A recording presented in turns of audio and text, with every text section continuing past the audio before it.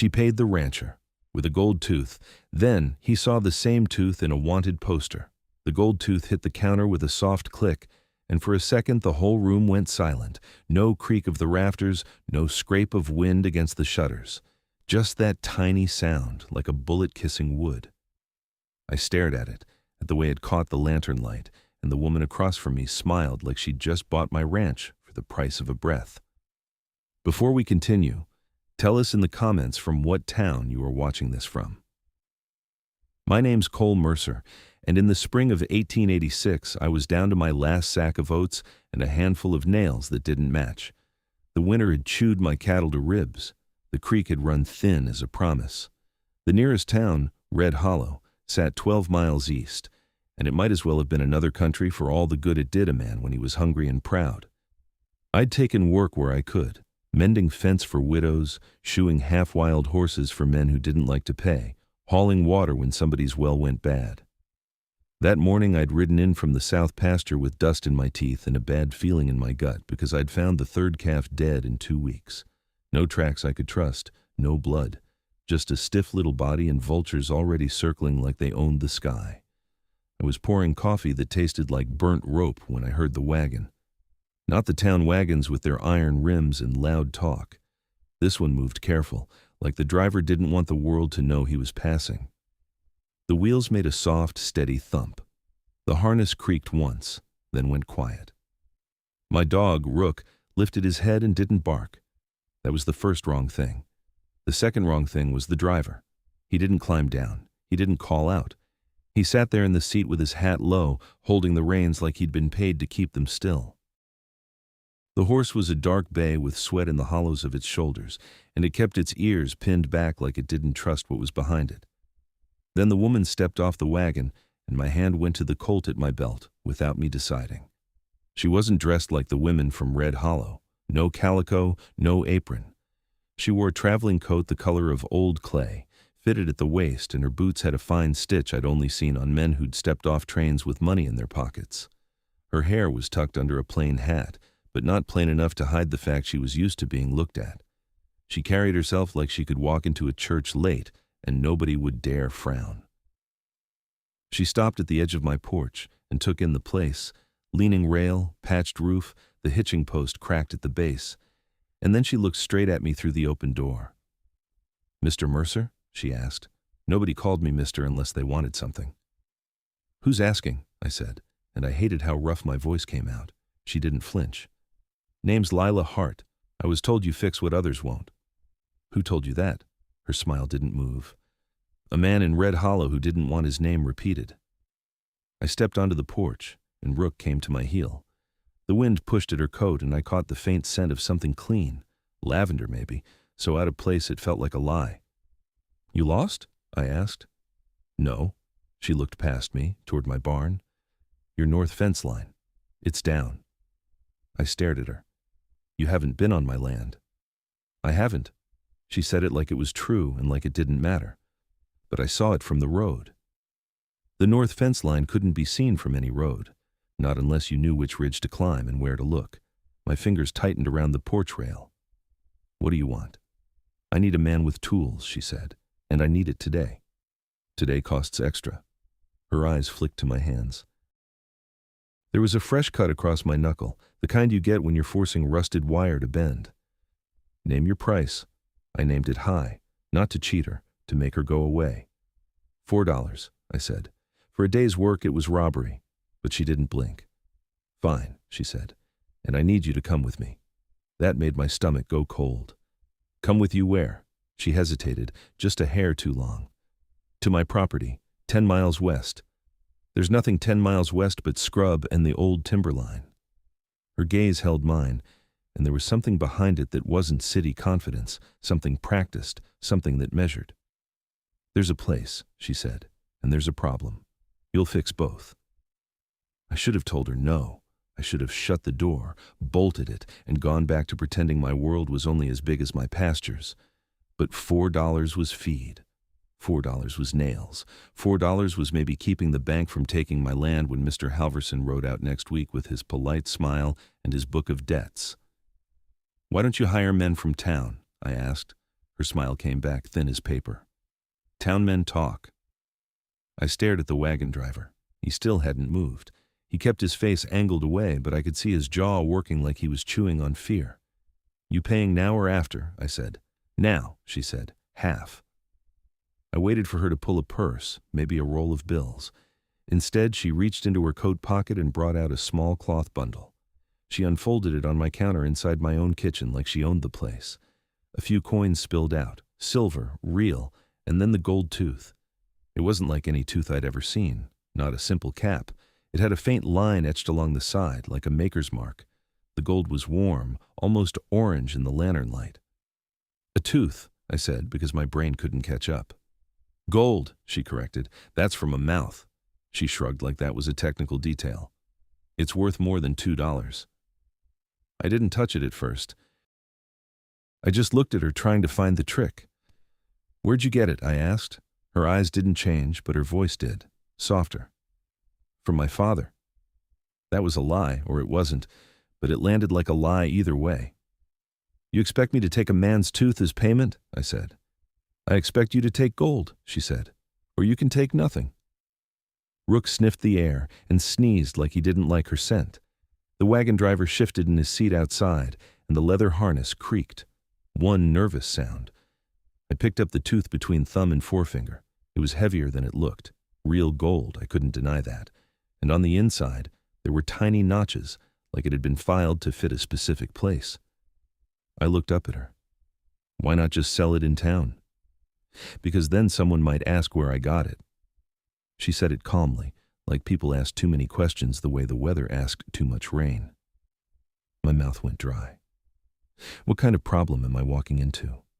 A simple repair, she said. A gate, a lock, a fence. And the not simple part. Her gaze slid to my Colt. You carry that for coyotes? I didn't answer. She leaned forward slightly. Mr. Mercer, you want the truth? I held the tooth a little tighter. Always. She nodded once, like she respected that even if she didn't. The truth is I can't hire anyone who knows me, and I can't be seen going into town. I've made enemies. Everybody's got enemies, I said. Not like mine. The room felt smaller. The coffee pot ticked as it cooled. Outside, the bay horse stamped once, impatient. I could have handed the tooth back. I could have said I didn't like her, didn't trust her, didn't care how rich she was. I could have done that if my pantry wasn't almost empty. Instead, I set the tooth down on the counter and scooped the silver coins into my palm. $2, I said, and that tooth stays here till I'm done. Her eyes narrowed, then she smiled. Fair. I stepped outside, grabbed my tool satchel, and threw a coil of wire into the wagon bed. The driver finally looked at me, and that's when I saw it. His right cheek was bruised, yellowing at the edges, and his left eye had a broken blood vessel. Not a brawl bruise, a beating bruise. He saw me looking and dropped his gaze. You her husband? I asked, because I couldn't stop myself. The woman answered before he could. He's employed. The driver's hands tightened on the reins. I climbed up into the wagon seat beside him, and he flinched like he expected me to hit him for taking up space. What's your name? I asked him. He swallowed. Tom. Tom what? He hesitated. Just Tom.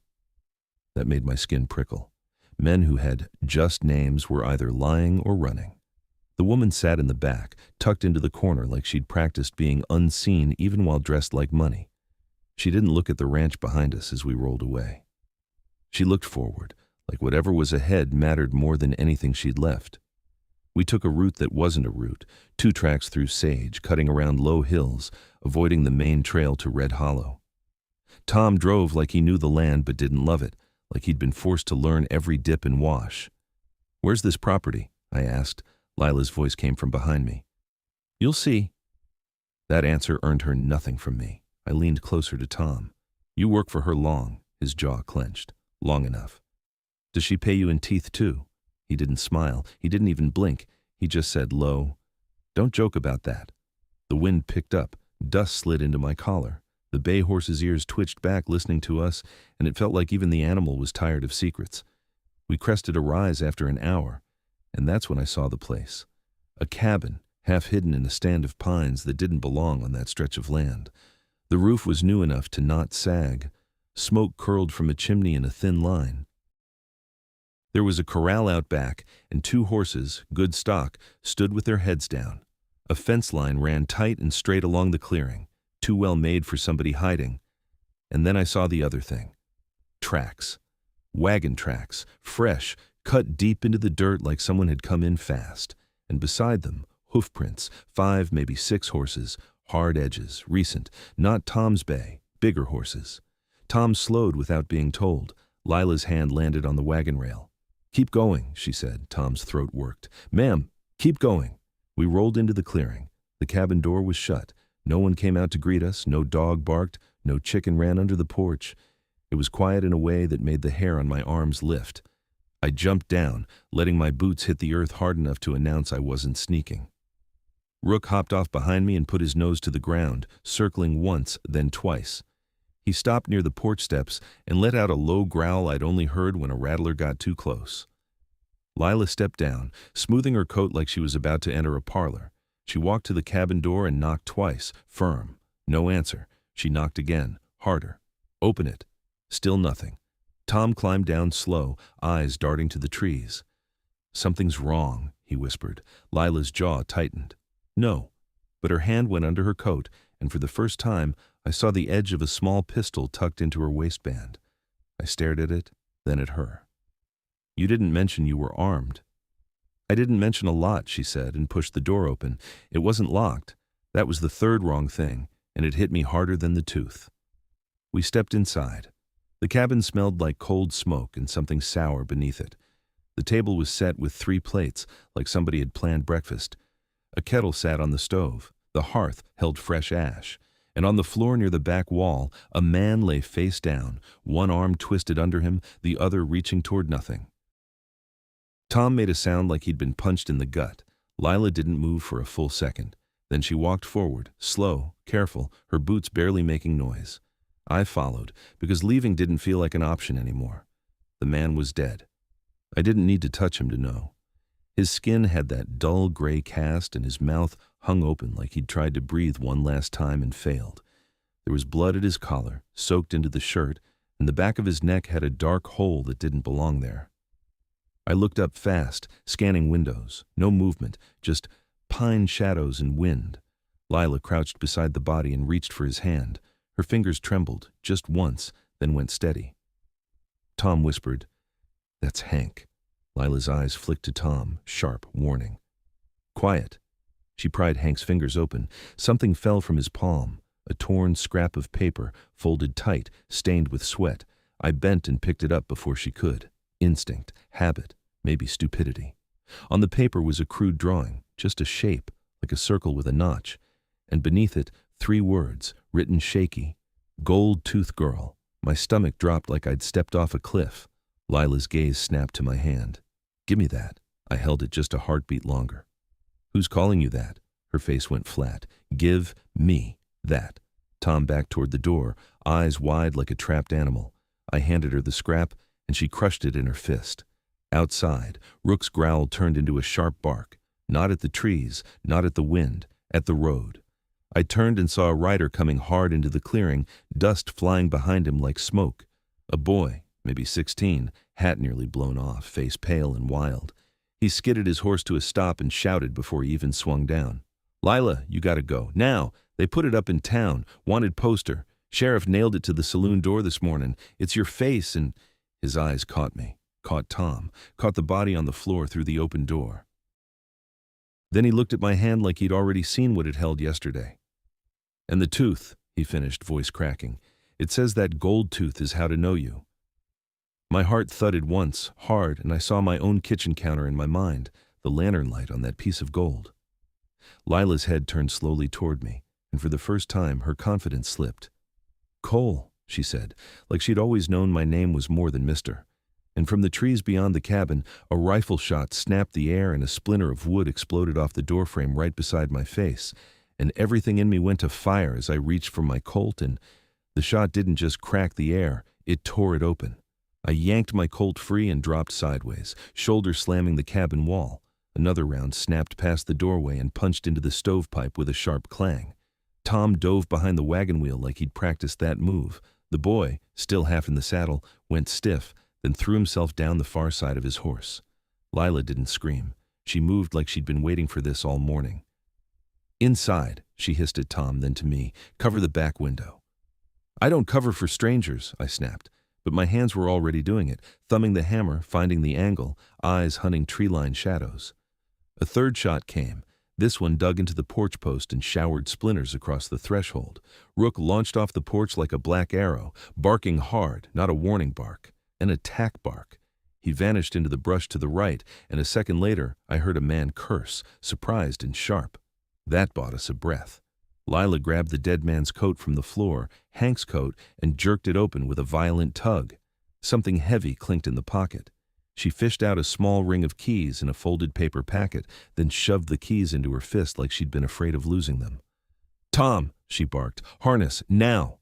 Tom peeked over the wheel. "They'll kill us in the clearing! They'll kill us in the cabin, too! Move!"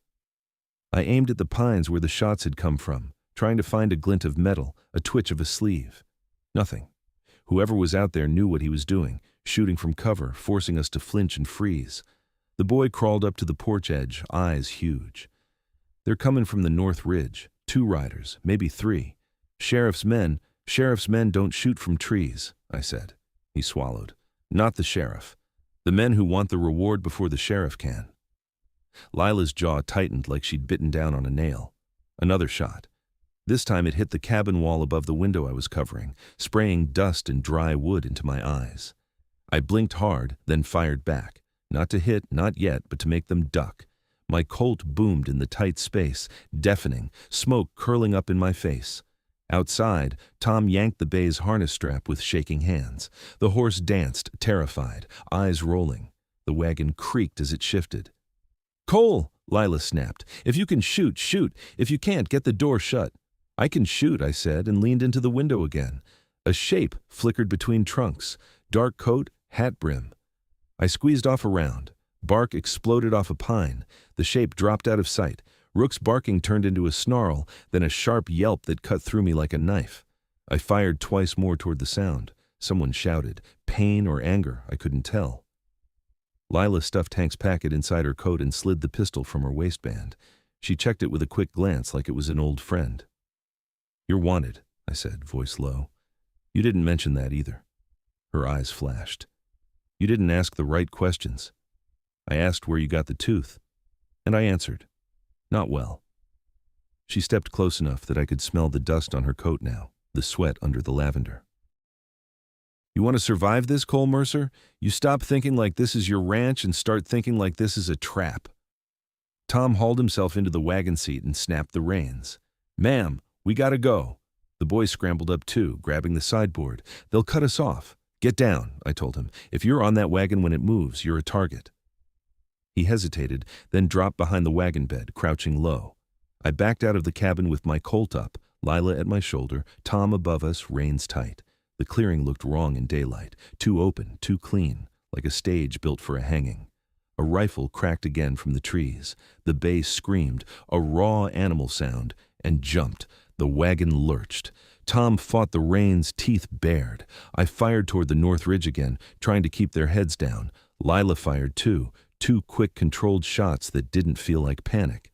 Somebody answered with a bullet that punched through the wagon sideboard, inches from Tom's knee. Tom yelled and whipped the reins. The bay lunged forward, dragging us into motion. "Run!" I shouted to the boy. He popped up, sprinted alongside the wagon for 3 steps, then grabbed the tailboard and swung himself into the bed like he'd done it 100 times. He flattened immediately. Lila climbed into the back without hesitation, landing light, then reached down and grabbed my forearm. Her grip was iron. I had half a second to decide whether to be dragged or left. I jumped, caught the side rail, and hauled myself up. The wagon bounced, teeth rattling. Pine shadows whipped past. Dust slapped my face. Behind us, gunfire stitched the air. 1 bullet cracked through the plank near my boot and splintered it. Another thudded into the tool satchel I'd brought, an ugly sound, like hitting meat. Lila shoved me down, head low. "I know," I barked, but I dropped, belly to wood, Colt still in my hand. Tom drove hard, cutting through the trees, not the way we'd come in. He knew an exit path. Or Lila had shown him one.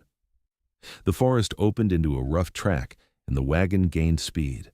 The bay's hooves hammered dirt. The wheels bounced over rocks, threatening to snap an axle. I twisted and fired backward, aiming at movement, 2 riders emerging from the pines behind us, fast. They were closing, one on a gray horse, one on a chestnut, both leaning forward like wolves. The gray rider lifted his rifle again. Lila popped up on one knee, steadier than me, and fired 3 times in quick succession. The gray horse flinched and stumbled, not hit clean maybe, but spooked. The rider cursed and yanked the reins. "You're good with that," I said, breathless. She didn't look at me. "So are you. Stop wasting shots," the boy whispered. "That's Cutter Lane, the one on the chestnut." "Who?" I asked. "He works for the bounty office out of Dry Creek. Mean as a snake. He'll shoot a man in the back and call it business." The chestnut rider, Cutter, closed the gap, rifle across his saddle. He fired. The bullet ripped through the wagon rail above my head. The wood snapped. Another inch and my skull would have been open to the sky. Tom shouted, "Hold on!" He jerked the reins and veered off the track into a wash lined with scrub. The wagon dropped hard, nearly throwing us out. My shoulder slammed into a barrel I hadn't noticed back there. Lila grabbed the barrel to keep it from rolling. The lid was tied down with rope. Something inside sloshed. "What's that?" I shouted over the pounding. Lila's eyes met mine for the first time since the shooting started, and there was a flicker of something like regret. "Water. You're hauling water and running from bounty men? It's not for us." That didn't make sense, and I didn't have time to chase it. Cutter followed into the wash, reckless, pushing his horse hard. The gray rider hung back, choosing his shots. Tom drove the wagon deeper, the wash narrowing, walls rising on either side. It became a chute, no room to turn, no room to dodge. I understood the plan and hated it. "We're boxed," I yelled. "We're funneling them," Lila snapped back. "Shoot when I tell you." The wash bent sharply left. Tom took it hard, wheels scraping rock. The wagon tilted, almost tipped, then righted with a crack. Somewhere, a spoke groaned. Cutter gained again, close enough now that I could see his face under the brim. Hard eyes, thin mouth, a scar along the cheek like someone had once tried to carve him into a better man.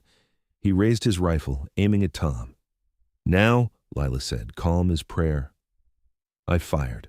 My shot took Cutter's hat off, spinning it into the dust. He flinched, surprised more than hurt. Lila fired a heartbeat later, and her bullet hit the rifle stock, knocking it sideways. Cutter roared and grabbed for his sidearm. The gray rider fired from behind him. The bullet smacked into Cutter's shoulder instead of us. Cutter jerked, almost fell, then clung to the saddle. They were shooting each other. "Your friends?" I shouted. Lila's mouth tightened. "No." So there were more factions than I'd thought, bounty men competing, men hungry enough to kill each other for the right to deliver a body. Tom pushed the bay harder. The horse's sides heaved, foam flying. We burst out of the wash into open scrubland dotted with boulders like broken teeth. Ahead, another ridge, rocky and steep, and beyond it, the faint line of the main trail back toward Red Hollow. "We get to that trail," I yelled. "They'll be on us in the open." Lila crawled to the barrel again and cut the rope with a small knife. She ripped the lid loose. Water sloshed, clear and precious. My throat ached just smelling it. She didn't drink. She pulled out a second bundle from inside the barrel, oilcloth wrapped, heavy. My eyes narrowed. "That's not water. It's why they killed Hank," she said, and her voice finally carried a crack. She unwrapped the oilcloth and revealed a leather satchel, worn, stained. She opened it just enough for me to see the edge of paper, the corner of a tin, something wrapped in cloth. I reached for it without thinking, but she snapped it shut. "Not now," she said. "If we don't live, it doesn't matter." The boy stared at the satchel like it was a ghost. That's from the stage." Lila's head whipped to him. "You don't know what you saw." "I do," he said, trembling. "Stage got hit last month on the Dry Creek Road. Folks said it was gold. Sheriff said it was bandits. But my pa, he saw the wagon burned. He saw—" A bullet struck the boulder beside us, showering rock chips. The gray rider had a clean line now, riding the ridge behind, steady as death. Tom shouted, "We're not going to make it." Lila shoved the satchel back into the barrel, slammed the lid, and kicked it. "Then we change where we're headed." Tom glanced back, eyes wild. "Where?" Lila pointed toward a stand of cottonwoods half a mile off, clustered around a darker line. Water, maybe, or a dry creek bed. There. That's not cover, I said. It is if you know what's under it, she snapped. Tom cursed and swung the wagon toward the cottonwoods. The gray rider adjusted, cutting to intercept. Cutter, wounded, fell back, still in the chase but losing ground. As we neared the cottonwoods, I saw it. The earth dipped suddenly, a hidden ravine masked by brush. From far off, it looked like nothing. Up close, it was a mouth. Tom drove straight at it like he'd lost his mind. "Tom!" I yelled. "Hold on!" he screamed back. The wagon dropped into the ravine with a violent plunge. My stomach rose into my throat. The wheels hit bottom, bounced, and for a terrifying second I thought the axle snapped. But it held, and we shot forward under the canopy of cottonwood branches, hidden from the ridgeline. Gunfire from above turned into blind shots, angry, guessing. Tom didn't stop. He drove deeper, the ravine twisting, damp air rising from unseen water. The sound of hooves above faded, replaced by distant shouting. For the first time in minutes, I could hear my own breathing. The boy sat up, coughing dust. "Where are we?" Lila wiped sweat from her brow with the back of her hand. "A place people don't look." I forced myself up to one knee and stared at her. "Who are you really?" Her eyes were dark now, stripped of polish. "Someone who made a deal with the wrong men." "And that tooth," I said. "It's how they identify you." She held my gaze. "It's how they make sure it's me when I'm dead." A cold line ran down my spine. "So you're worth more dead than alive." "Yes." Tom slowed the wagon at a bend where the ravine widened slightly. He turned the bay into a pocket of shade and finally let the reins slack. The horse trembled, nostrils flaring, eyes rolling, like it couldn't understand why it was still breathing. I climbed down, boots sinking into damp sand. Rook appeared from the brush, limping, blood on his shoulder. My heart tightened. "Rook," I whispered, crouching. He pressed into me, shaking but alive. Lila dropped down behind me. "He save us?" "He bought us time," I said, and my voice came out rough. I tore a strip from my shirt, pressed it to Rook's wound. He whined but didn't pull away. Tom leaned over the wagon side, panting. "They'll circle. They'll find the ravine." Lila nodded once. "Then we don't stay." The boy looked between us. "Where do we go?" Lila didn't answer him. She looked at me instead, like she'd decided something. "You said you kept the tooth," she said. My stomach dropped again, because for a moment in all that chaos I'd forgotten my own kitchen, forgotten the gold tooth sitting on my counter like a promise. "Yeah," I said carefully. "It's at my ranch." Her eyes sharpened. "Then that's where they'll go." I stared at her, slow understanding turning into dread. "They don't know my ranch. They know you," she said. "Or they will, once they learn who you are to me." "I'm nobody to you." Her mouth twitched, almost a smile, but it didn't reach her eyes. "You took my payment. You rode with me. That's enough for them." Tom swallowed hard. "Ma'am, if they go to his ranch, they'll find the tooth," Lila finished, "and they'll know he's involved. They'll put pressure on him, burn his place, hurt him, hurt anyone near him." The boy whispered, "They'll do worse than burn it." My hands clenched around the cloth on Rook's shoulder. The idea of my ranch, my thin little scrap of life, suddenly felt like a target painted bright red. "You set me up," I said, rising. Lila's gaze didn't flinch. "No, I tried to keep it quiet. Hank was supposed to keep watch. He failed. Hank's dead because of you." "Because of what he stole," she shot back, and her voice sharpened. "Because he thought he could sell it to Cutter Lane and walk away." "What did he steal?" I demanded. Lila hesitated, just a fraction. Then she reached into her coat and pulled out Hank's folded packet again. She opened it with careful fingers. Inside was a crumpled wanted poster, folded small enough to hide. She smoothed it on the wagon bed. My breath caught. It was her face, drawn in cheap ink, but close enough that the eyes were unmistakable. Under it, a name I hadn't heard before, in bold letters. Eliza Lila Harrow. Beneath that, a list of charges: stage robbery, assault, murder, and the reward, an amount that made my mouth go dry. Then my eyes dropped to the description line. Distinguishing mark, gold tooth, upper left. I stared at that line until it blurred.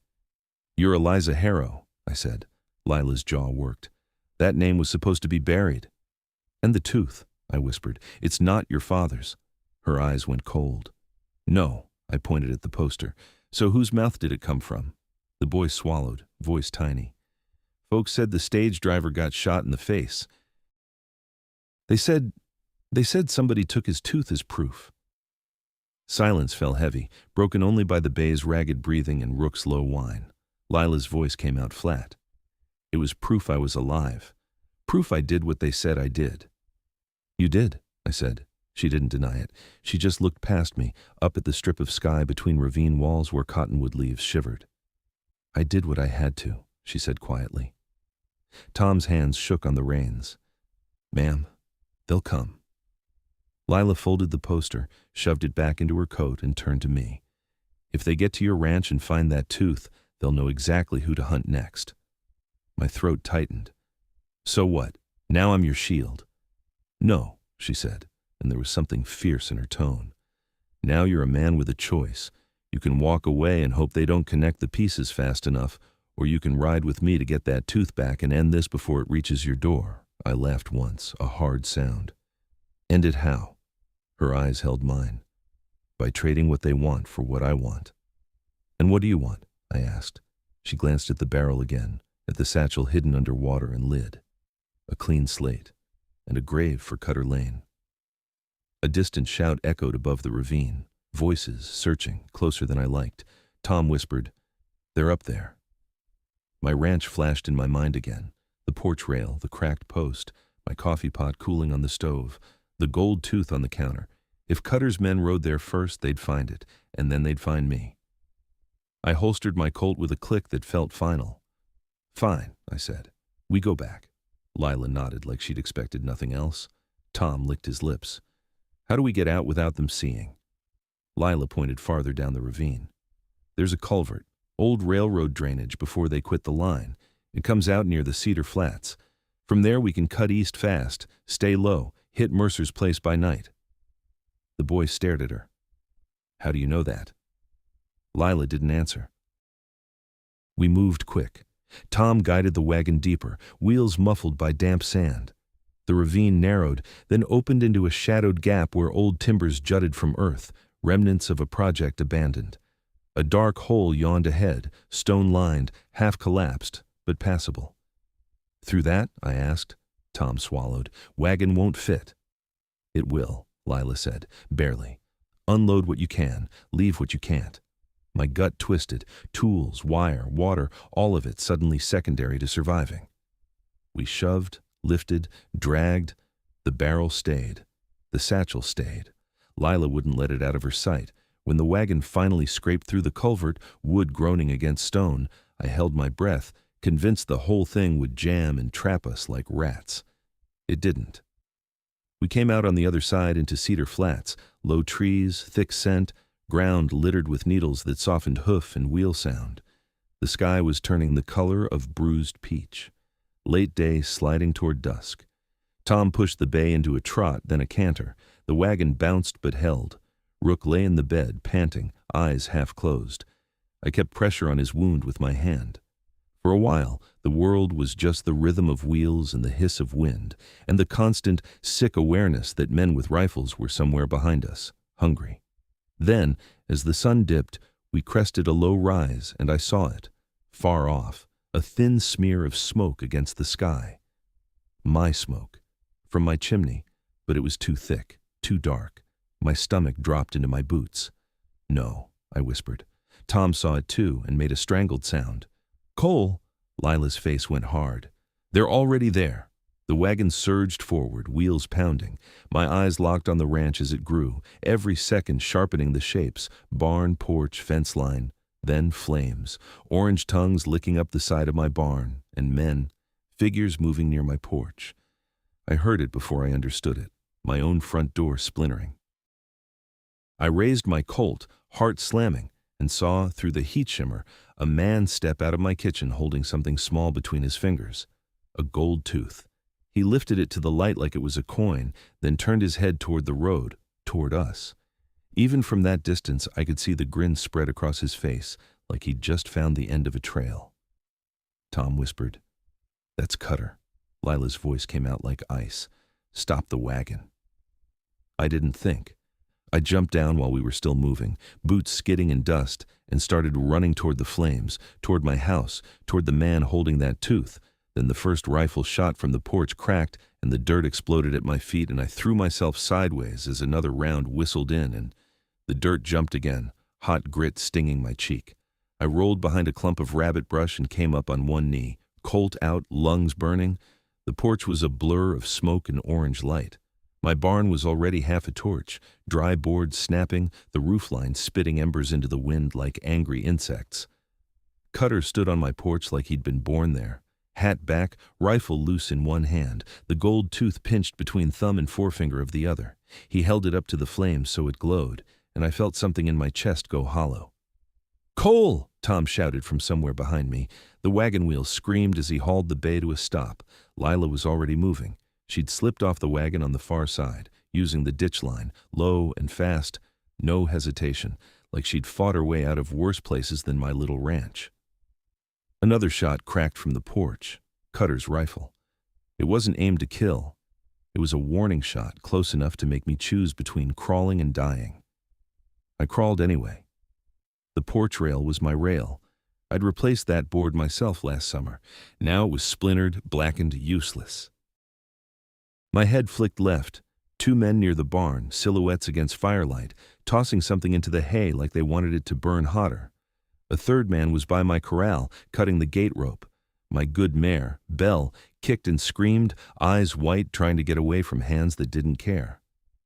I steadied my Colt on the ground and fired once at the man by the corral. The shot went wide, punched dirt, but it made him duck. Belle surged, slammed her shoulder into the corral rail, and for a second, her head popped free.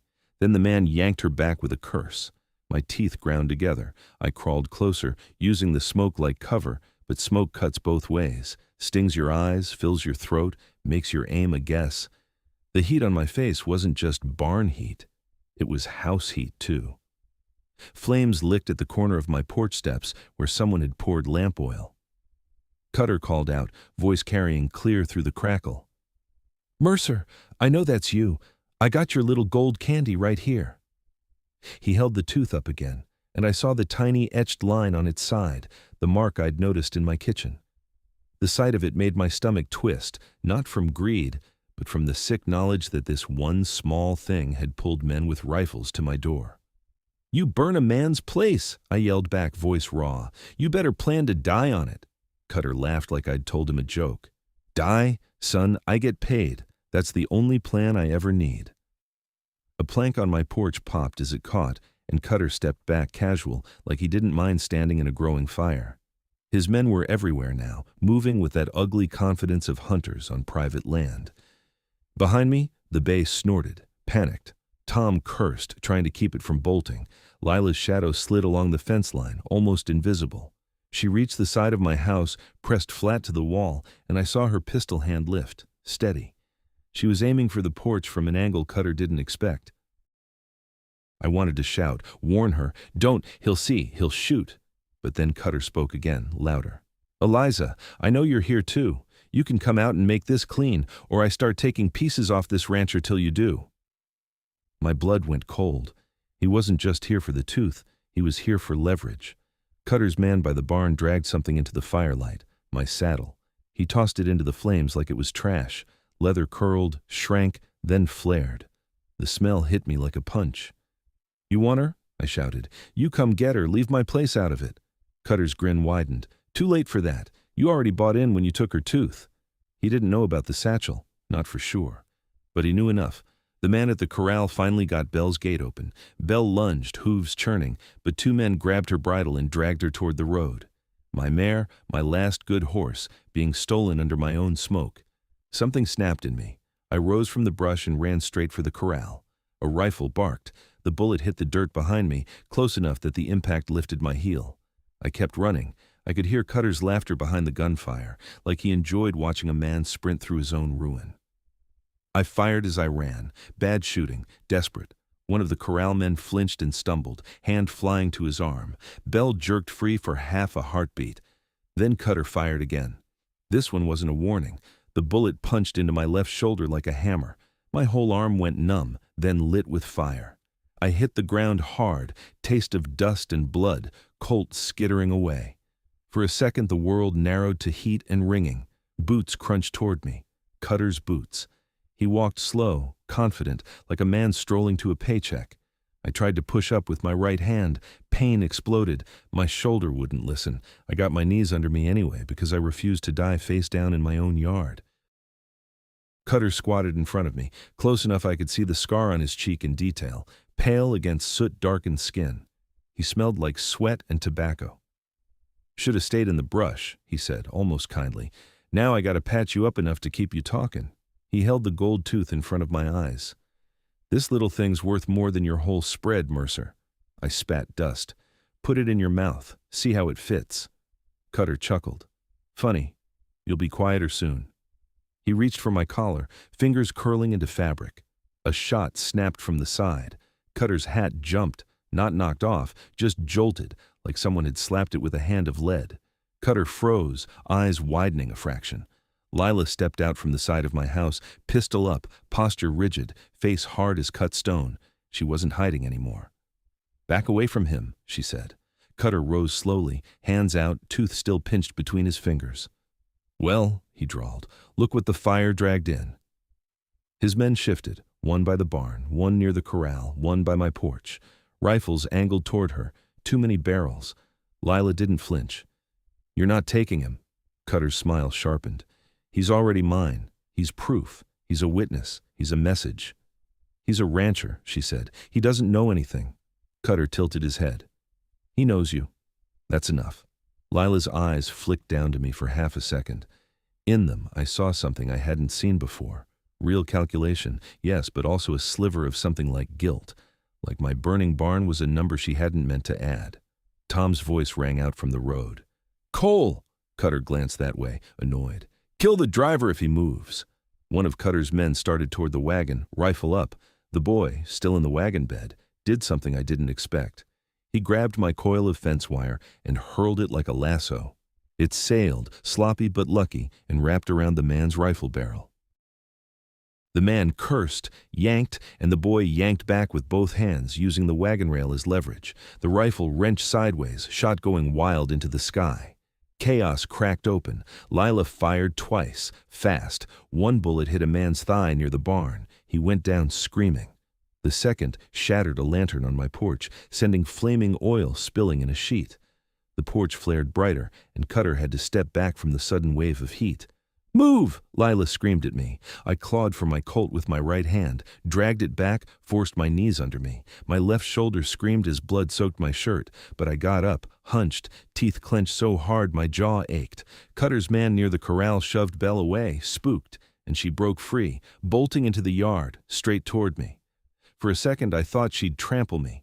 Instead she skidded, snorted, and pressed her flank against me like she'd decided I still belonged on her back. I grabbed her mane with my good hand and hauled myself up, half falling into the saddleless ride. My injured shoulder nearly blacked me out, but I stayed on. Cutter saw it, and his grin turned mean. He lifted his rifle again. "Drop her!" he shouted to his men. "Drop the mare!" Two rifles swung my way. Lila sprinted toward the barn fire, snatched up a burning plank like it was nothing, and hurled it into the dry grass between me and Cutter's men. The grass ignited in a sudden line, a moving barrier of flame. The men hesitated. Heat makes cowards of everyone. Tom whipped the bay and the wagon jolted forward, trying to meet me, trying to give me a way out. The boy kept yanking that wire, arms shaking, face tight with terror. I kicked Belle, and she surged, hooves pounding. We cut toward the wagon, aiming for the gap where the fire line was thinnest. Cutter stepped to the porch edge, flames licking behind him like a devil's curtain, and raised his rifle for a clean shot. Lila saw it too. She stopped running, planted her feet, and aimed her pistol at Cutter's chest. "Don't," she said. Cutter smiled, and it was the first real smile I'd seen on him, like he enjoyed this part most. "You won't." Lila's finger tightened. Cutter's rifle tightened. At the exact same instant, the front window of my house exploded outward with a crash of glass and smoke, and a figure burst through it into the yard, covered in soot, coughing hard, stumbling like a drunk. My wife. Except I didn't have a wife. My brain couldn't place her. It just registered a woman in a torn dress, hair loose, face streaked black, eyes wild. She fell to her knees in the dirt and screamed, "Don't shoot! Please, don't shoot!" Cutter's head snapped toward her, surprised. Lila's eyes widened, and in that half-second, Cutter's hand with the tooth lifted, instinctive, like he was about to show it to her too. The woman in the dirt looked up, and I saw the same gold shine in her mouth when she opened it wide enough to beg. Upper left, a gold tooth. My stomach dropped through the earth. Lila's voice went flat, almost a whisper. "That's not possible." Cutter's grin came back slow and hungry. "Oh, it's possible. That's why I came in loud." He pointed his rifle, not at Lila, not at me, at the woman in the dirt. "Tell me," Cutter said, voice carrying over the roar of my burning barn. "Which one of you is Eliza Harrow?" The woman sobbed, shaking her head. Lila took one step forward, pistol still up, but her face had changed, shock cracking her mask, and then Cutter thumbed the rifle hammer back, slow, deliberate, aiming at the woman's head, and I kicked Bell hard, launching toward him as he started to squeeze the trigger, and Bell surged under me like lightning, her muscles bunching hard as I leaned forward and grabbed fistfuls of mane with my good hand. The wind tore tears from my eyes. My left shoulder was a furnace of pain, every hoofbeat sending a pulse through bone. But I didn't slow. Cutter's rifle was already settling, barrel steady on the kneeling woman's skull. I shouted something, maybe her name, maybe nothing, but it disappeared under the roar of fire. Cutter heard the mare anyway. He shifted his weight, just slightly, eyes flicking toward me without moving his rifle off the target. The man could do two things at once. That was what made him dangerous. "Easy," he called, voice calm, almost friendly. "Come on in close, Mercer. That way I only got to pull the trigger once." The woman in the dirt sobbed, hands up, palms black with soot. Her mouth opened again in a plea, and the gold tooth flashed like a signal. Lila took another step forward, pistol still trained on Cutter's chest. Her face wasn't just shocked now. It was tight with a kind of horror that didn't come from gunfire. "That's my tooth," she said, and it came out too quiet to be sane. Cutter laughed, not taking his eyes off the kneeling woman. "Ain't that funny? Seems like everyone wants credit for it." The gray of the smoke shifted, and I saw Tom near the road, half behind the wagon, trying to keep the bay from bolting. The boy was still in the bed, wire wrapped around his hands like he'd made himself a tether to this fight and couldn't let go. Cutter's men were repositioning, one limping by the barn, one circling toward my corral, one stepping onto my porch rail for a higher angle. Rifles were up again. The fire line Lila had made was thinning as wind pushed it sideways into bare dirt. I had maybe 3 seconds before a bullet found me. Belle hit the edge of the burning grass and didn't stop. She leapt it, hooves clearing flame, and for a breath we were flying. Heat washed over my boots. The smell of burned hair hit my nose.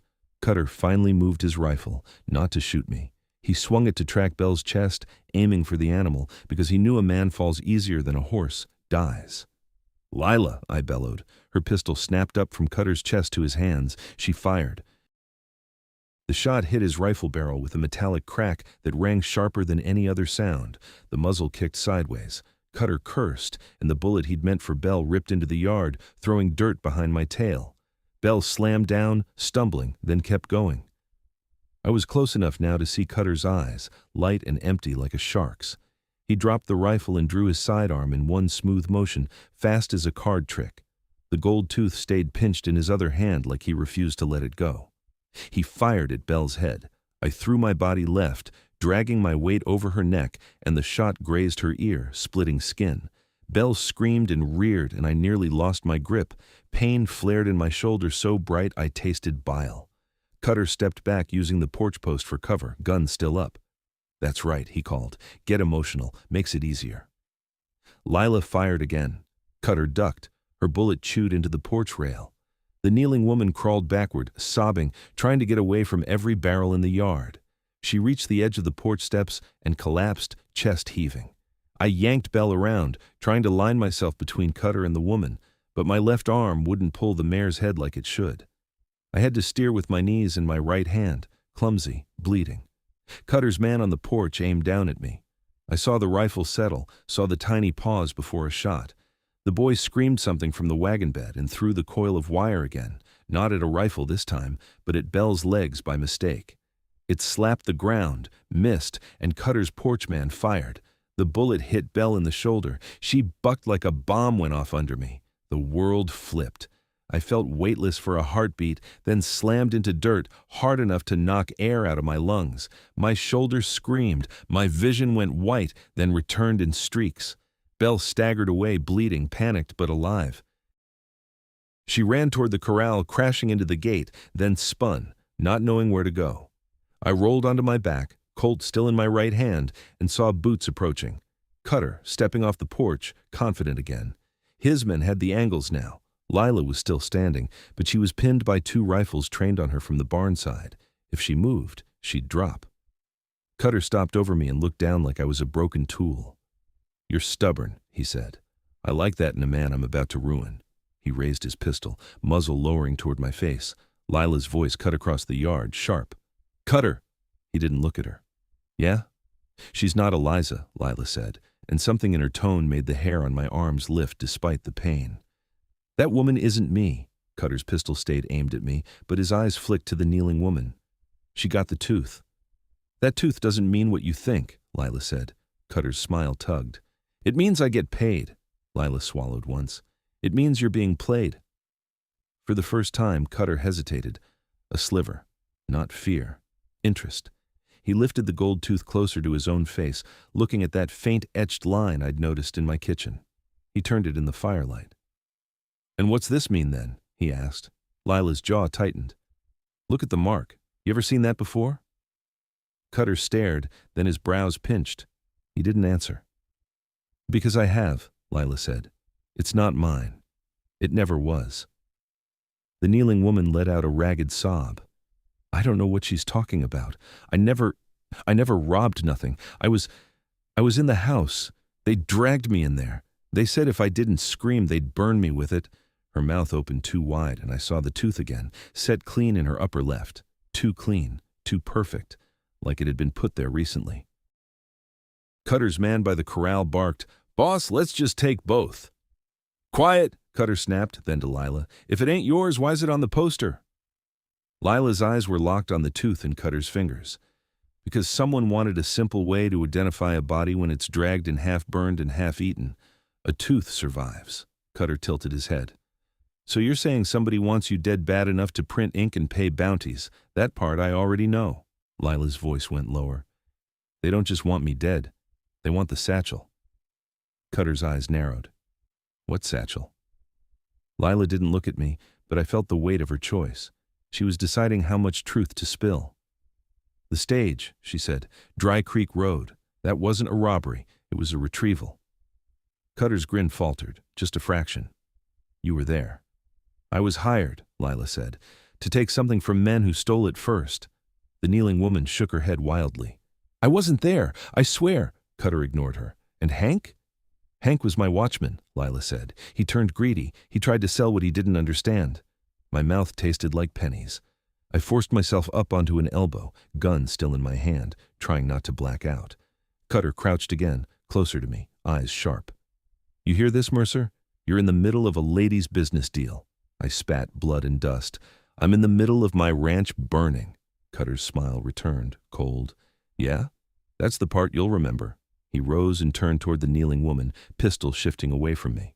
"All right," he said. "Here's how we do it. I take both women. I take the tooth.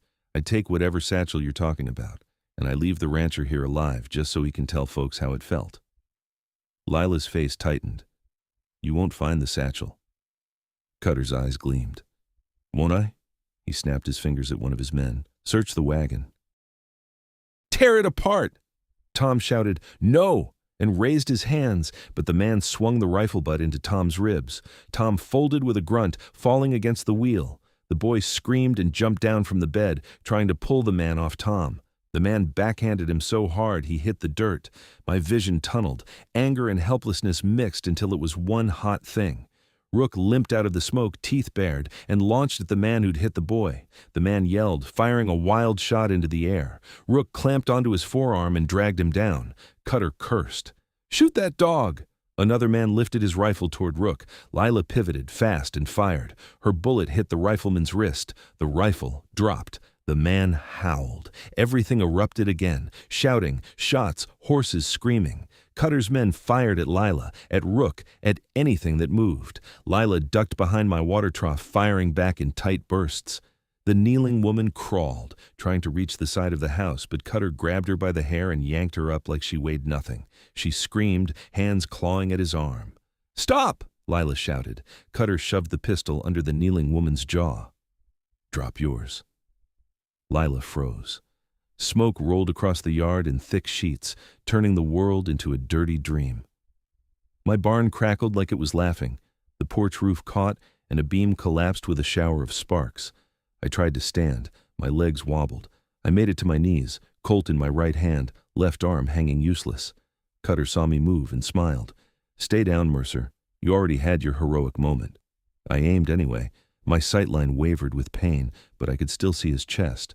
I could still squeeze a trigger. Then I saw the gold tooth again, still in his left hand, still pinched tight, and a thought hit me so hard it almost steadied my breathing. If the tooth was the key, then Cutter holding it mattered. He thought it proved identity. He thought it meant reward. But if it was planted, if there were two, Lila's earlier words rang in my head. Being played. Cutter barked at Lila again, louder. "Drop it!" Lila's pistol lowered a fraction, but her eyes never left Cutter's hands. The kneeling woman's eyes met mine over Cutter's arm. She was terrified, yes, but behind that was something else. Something calculating, like she was watching a clock. I saw her tongue press against the inside of her cheek, against the gold. The tooth moved, not just glinting, shifting, like it wasn't fixed in her mouth at all. My breath caught. A fake, a cap held in place, a prop. Cutter didn't notice. He was too focused on Lila. The woman moved her jaw again, subtle, and the gold tooth slid slightly, catching firelight at a different angle. Her eyes flicked toward the house, toward the broken window she'd come through, toward something inside. And then I understood the worst possibility. She hadn't been dragged into my house. She'd been placed there, waiting, ready. A decoy with the same tooth to split decisions, to confuse, to force a hesitation long enough for someone to take the satchel. I tried to shout, but my throat was raw. Lila's gaze narrowed. She saw it too. She saw the tooth shift. "No," Lila whispered, not to Cutter, but to the woman. The kneeling woman's fear face cracked for half a second into a smile so quick it almost wasn't there. And in that same instant, from inside my burning house, a floorboard creaked, slow, deliberate, followed by the faint clink of metal like a latch being lifted. Cutter's head turned sharply toward the sound. Instinct. Lila's eyes widened. The kneeling woman's smile vanished, replaced by a scream she forced out at the exact wrong moment. Cutter tightened his grip on her hair, eyes locked on the house. "What the hell?" I raised my Colt, aiming past him toward the dark mouth of my front door, where smoke poured out like breath. A figure moved in the doorway, tall, calm, silhouetted by fire behind him. He wasn't running. He wasn't coughing. He walked like he owned the heat. In one hand, he carried a leather satchel. In the other, he carried a second gold tooth, held up between his fingers like a matching coin. He stepped forward into the yard, and Cutter's face changed, surprise turning to recognition, then to something like panic. "Mr. Mercer," the man said, voice smooth as oiled leather, "thank you for keeping my property safe." Lila's pistol snapped up, hands shaking for the first time. "Sutter," Cutter's mouth opened, but no sound came out. The man smiled at Lila, then at Cutter, then at me, enjoying every second. "Now," he said, holding up both teeth so they flashed in the firelight, "let's see which one of you wants to die first." Sutter stood in my yard like the fire was a lantern he'd lit on purpose. Tall, clean-shaven, coat too fine for this dust, but worn at the cuffs like he'd traveled hard and didn't care what it cost.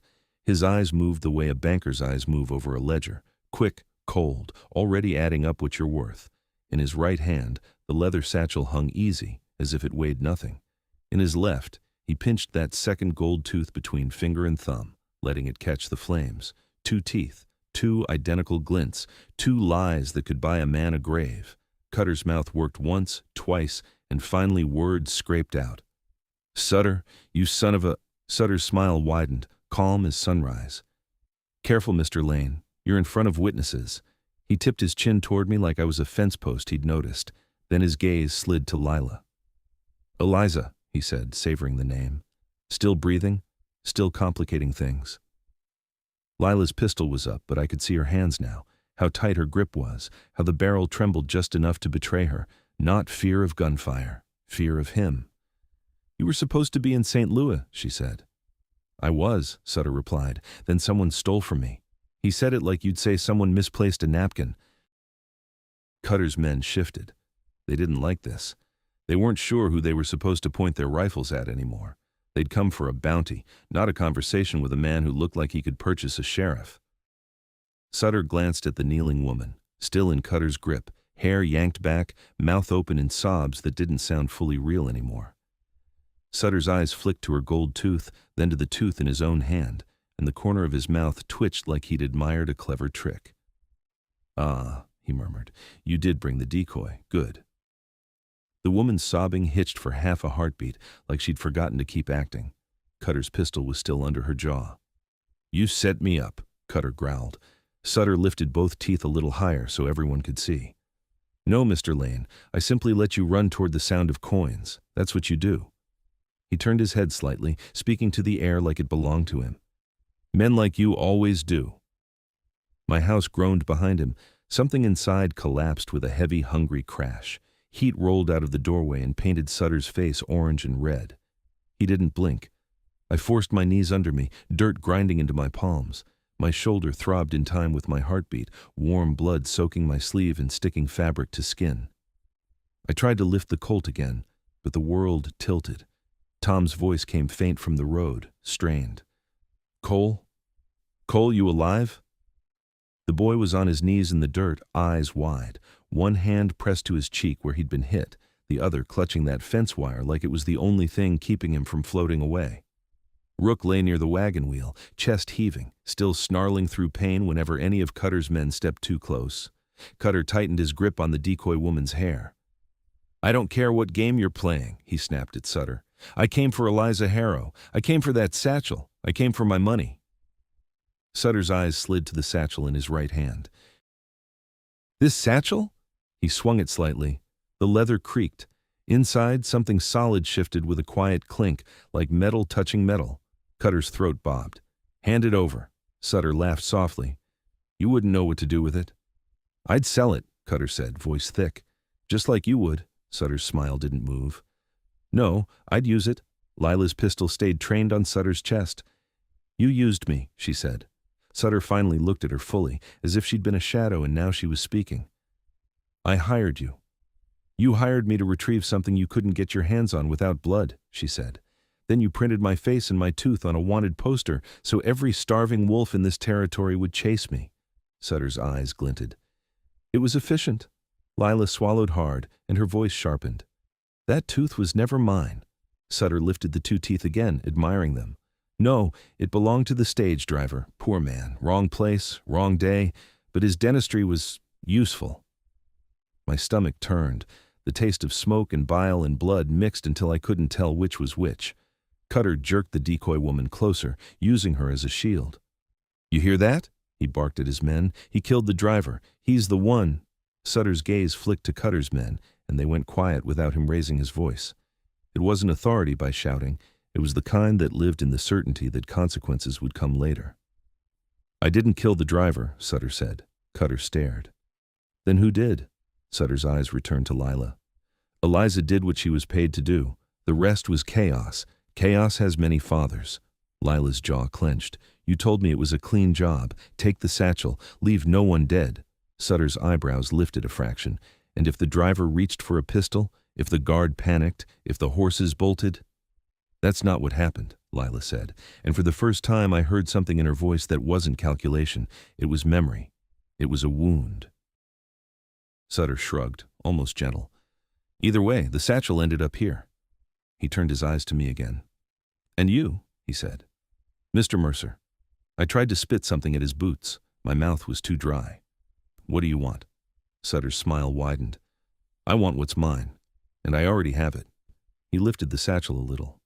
I also want loose ends tied. He gestured, small and precise, toward the yard, toward the burning barn, the scattered men, the blood in the dirt. I dislike mess, he said. Cutter's eyes narrowed.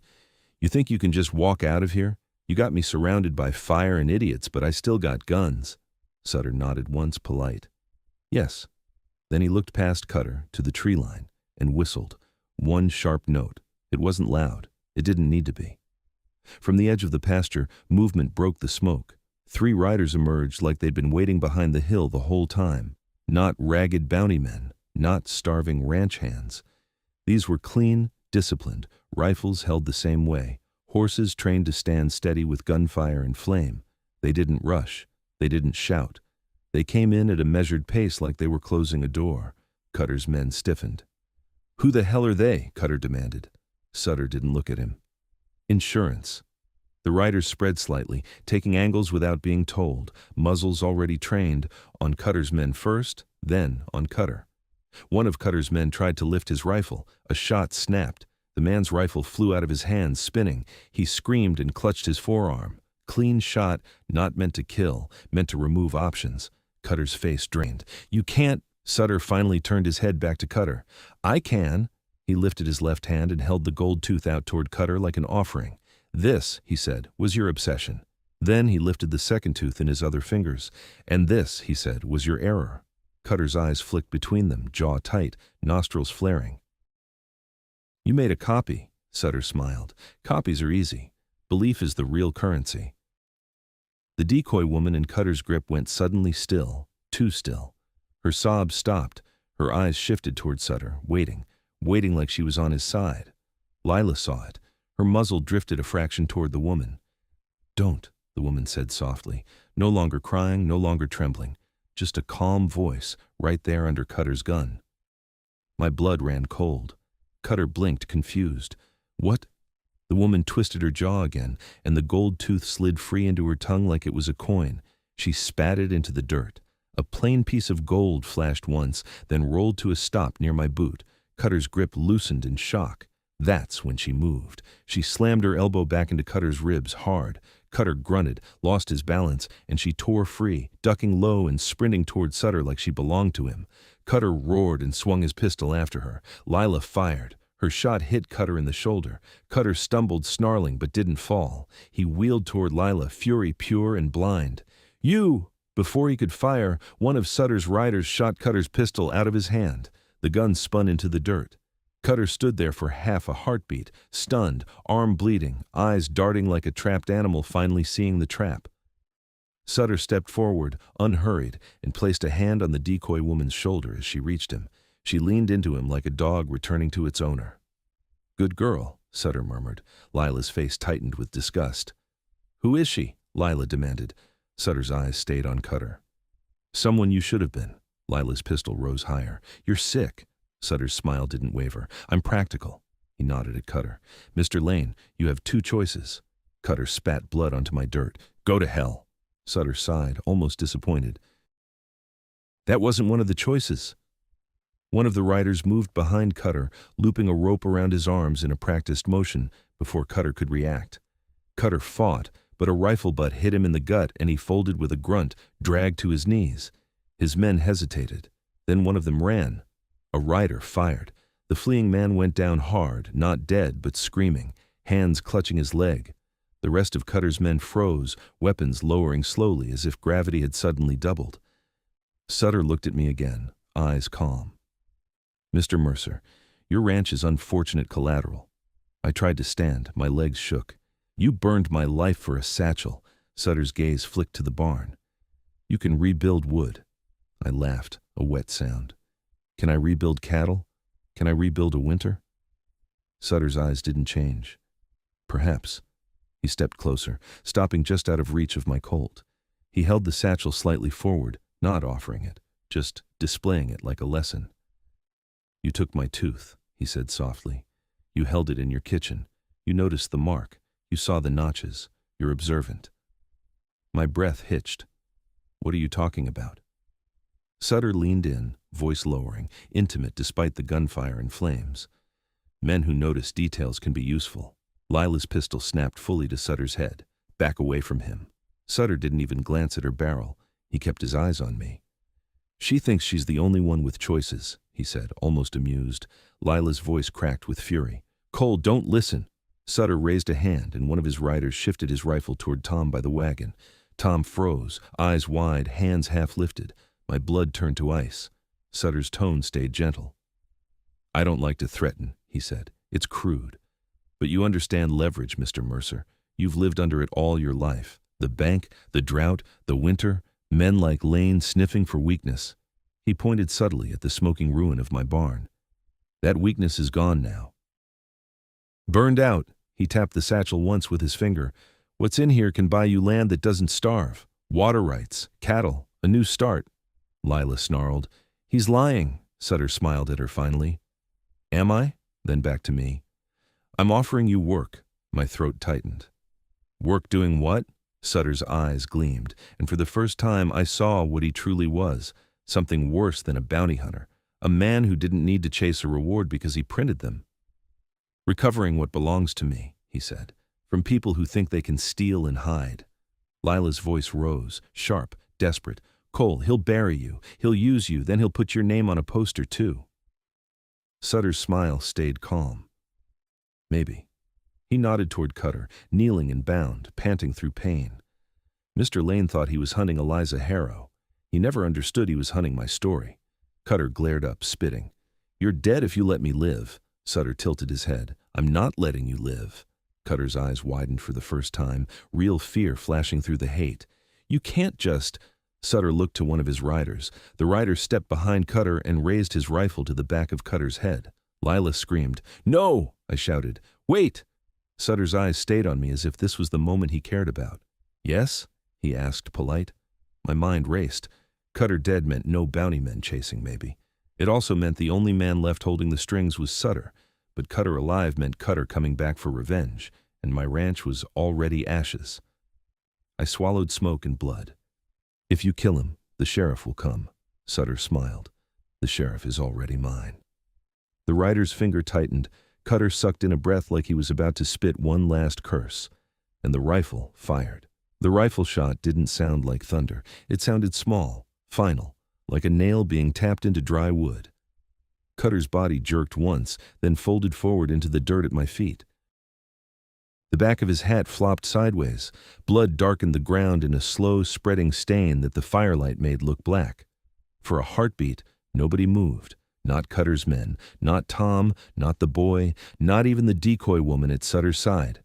Then Tom made a strangled sound, half gasp, half prayer, and the spell broke.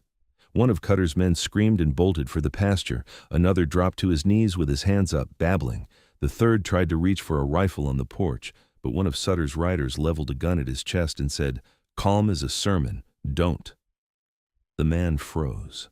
Lila stood rigid, pistol still up, eyes fixed on Cutter's body like she couldn't accept how quick life could be erased when someone like Sutter decided it. Sutter didn't look at Cutter again. He looked at me. "Now," he said softly, "we can stop pretending there are choices you can make that don't already have consequences." My shoulder throbbed so hard it blurred my vision. Smoke crawled into my lungs. I spat and tasted blood. "You murdered him," I said. Sutter's expression didn't change. I corrected an inconvenience. He tilted his head toward my burning barn. "You're surrounded by corrections today, Mr. Mercer." Lila's pistol tracked him, anger trembling in her hands. "You can't just walk into his life and—" Sutter lifted a finger, not even looking at her, and one of his riders shifted his rifle toward Tom again. Tom stiffened, eyes wide, ribs hunched like he was waiting for another rifle butt. My gut clenched. Sutter kept his voice gentle. "If she keeps talking, I'll start making examples. I don't want to. Tell her to stop." Lila's eyes flicked to Tom, and I saw it. The calculation, the panic, the fury, all tangled. She hated me for being here. She hated herself for dragging me in, but she wasn't willing to watch Tom die just to keep her pride. "Lila," I said, voice hoarse, "shut up." Her jaw clenched so tight it looked like it hurt, but she lowered her pistol a fraction. Sutter smiled, pleased, like I'd passed a lesson. Behind him, the decoy woman, no longer sobbing, no longer pretending, watched me with flat eyes.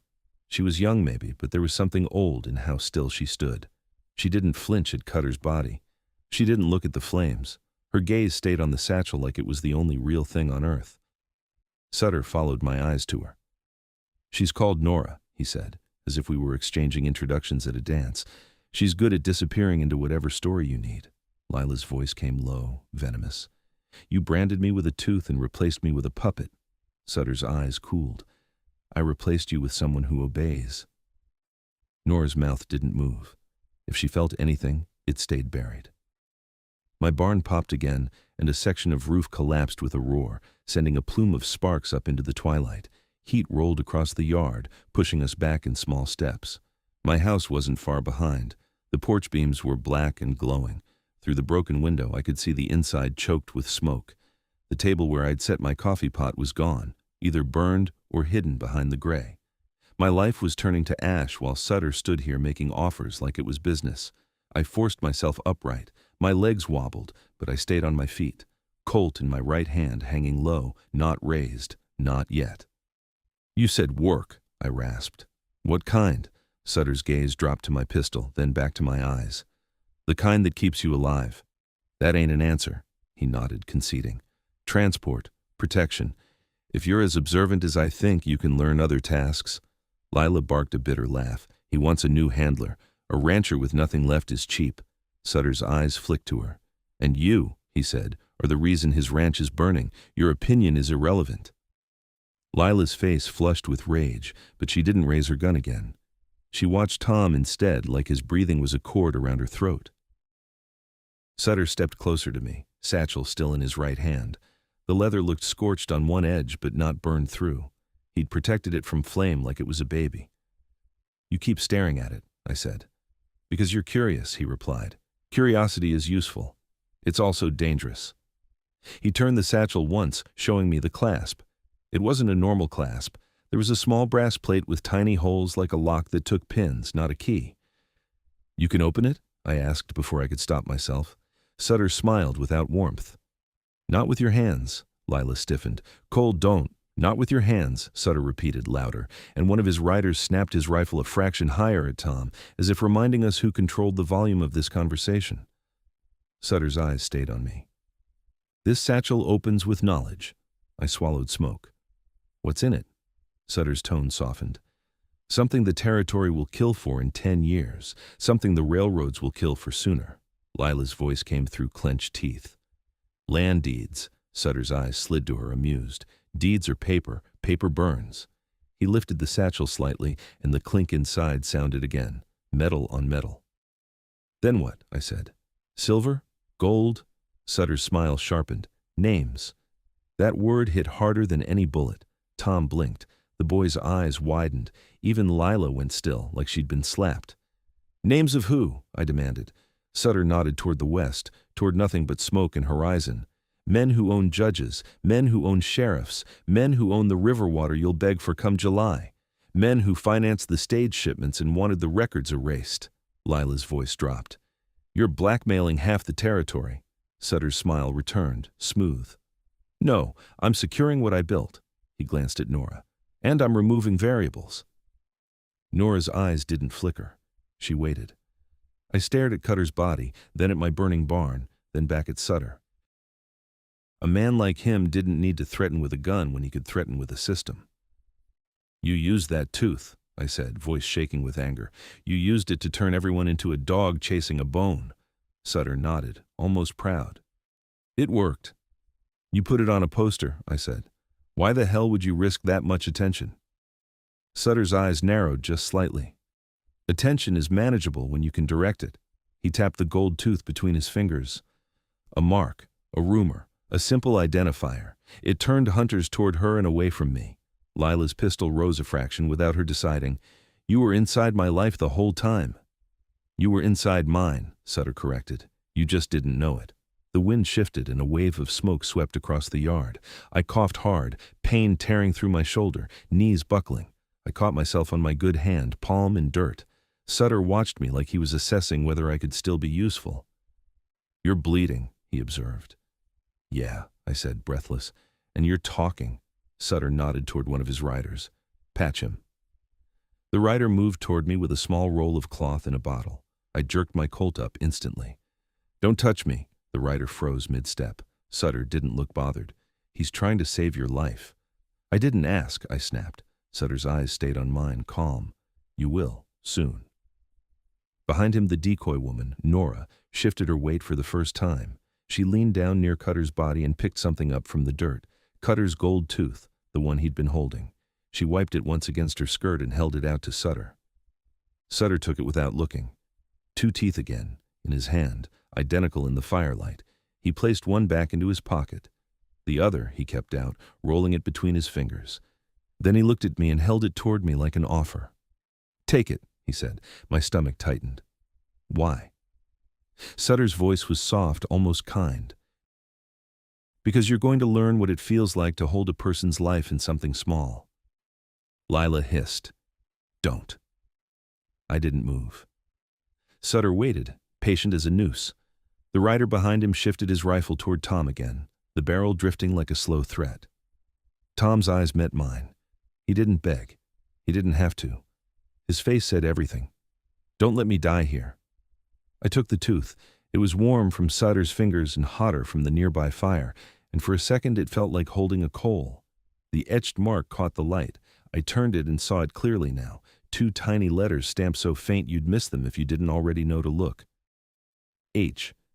My breath caught. Sutter watched my face change and smiled. "You see," Lila's voice went flat. "Sutter Harrow." Sutter's smile widened at the sound of his full name. "I prefer Mr. Harrow," he said. "But yes." Harrow. The wanted poster name in Lila's hands had been Eliza Harrow. I stared at the tooth again. Same mark, same initials, not a dentist's mark, a brand. "Your family," I said, and my voice came out ugly, disbelieving. Lila's eyes burned. "No." Sutter's smile didn't move. "Yes."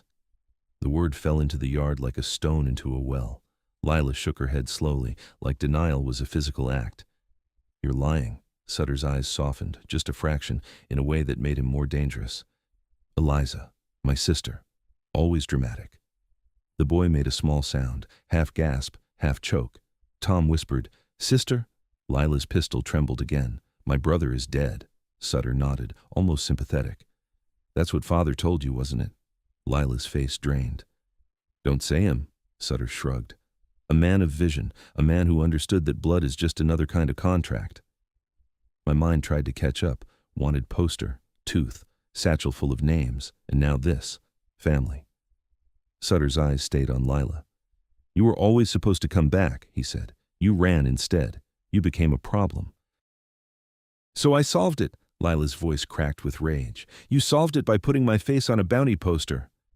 "I solved it by flushing you out," Sutter replied, "by drawing every desperate gun toward you, by ensuring that wherever you ran into my hands eventually." He gestured around at my burning ranch. "Which you did." I felt nausea rise. "You used my place as bait." Sutter looked at me like I'd finally said something intelligent. "Yes." My right hand tightened on the gold tooth until it dug into my skin. Lila took a step toward him, pistol up again, despite Tom's danger. "If you're my brother, then you know what I'll do." Sutter tilted his head. "You'll miss." Lila's finger whitened on the trigger. Nora moved, not fast like a draw, fast like a snake. She slid between them with a small knife I hadn't seen, blade angled toward Lila's wrist, ready to cut tendons clean. Lila froze. Sutter didn't even blink. "Nora," he said softly. Nora stopped instantly, knife hovering. Sutter kept his eyes on Lila. "You still think in straight lines," he told her. "Gun, bullet, death. It's simple. That's why you fail."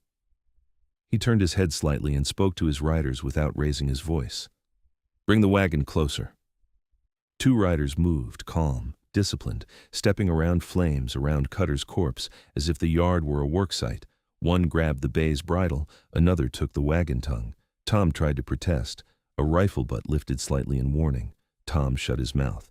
They pulled the wagon in, wheels crunching over ash.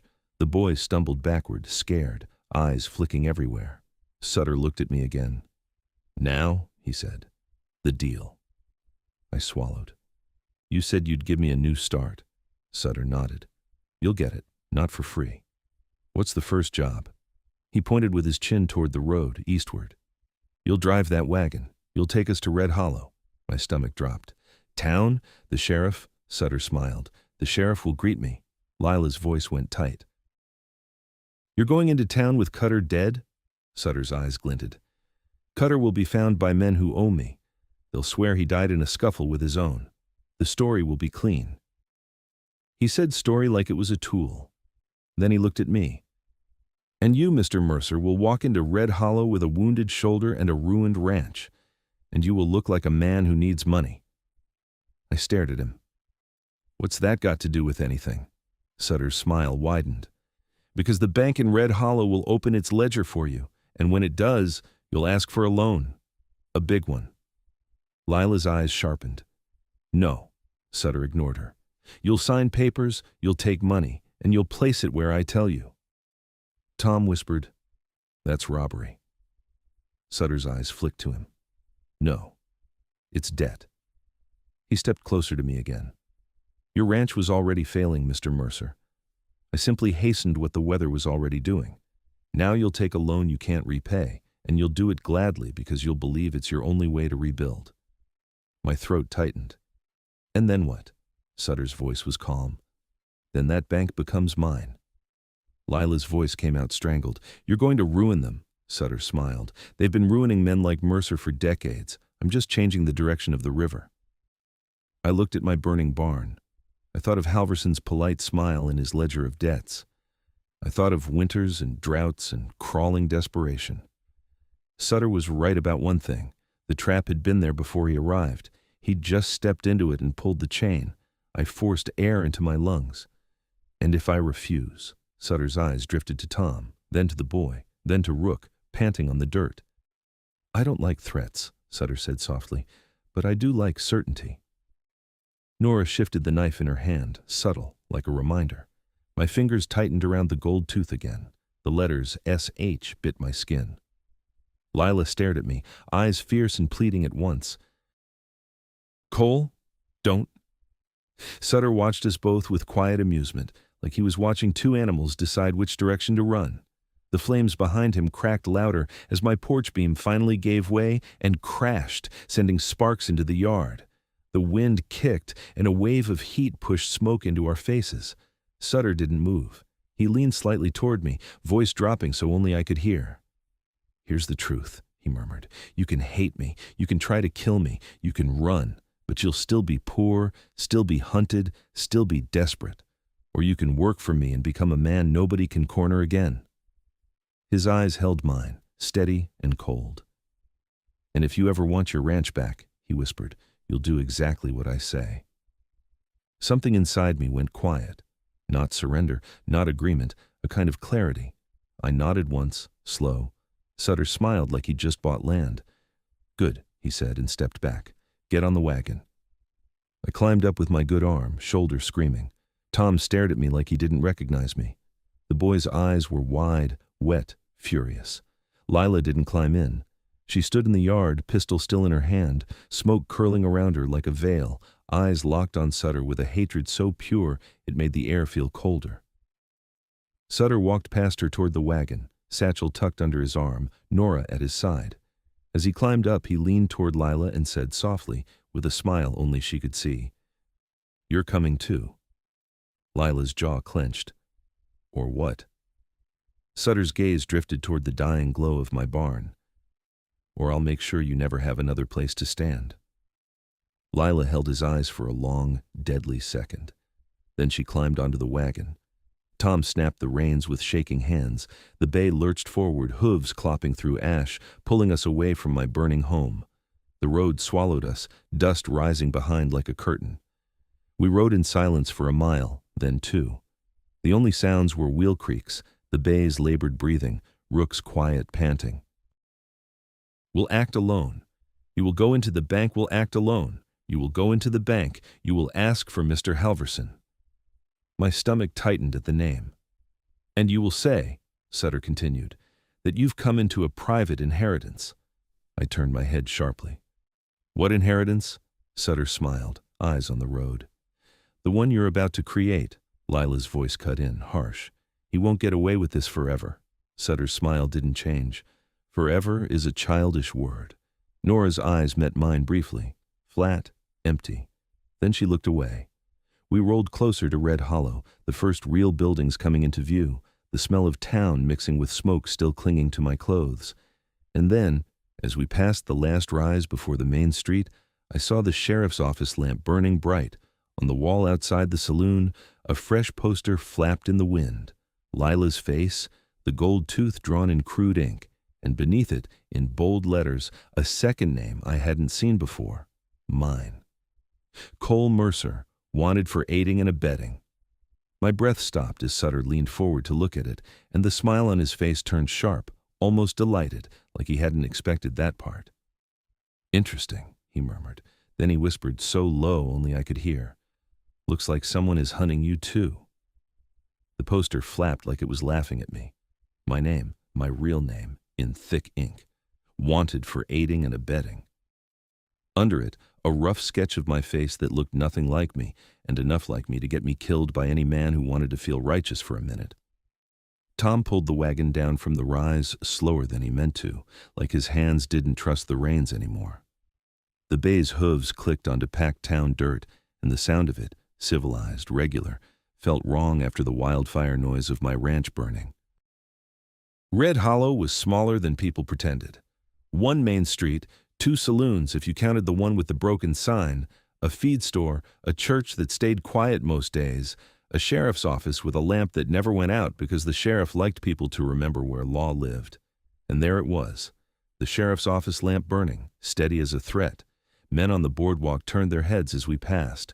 They saw blood on my sleeve, soot on my face, the way the wagon rode heavy with strangers. They smelled smoke, and smoke makes folks curious and cruel in equal measure. Sutter leaned forward, eyes on the wanted poster, and that sharp delight on his face didn't match the words he'd said a mile back. Interesting. Like my ruin was a new card he hadn't expected in the deck. Lila sat rigid beside the wagon bed rail, jaw tight.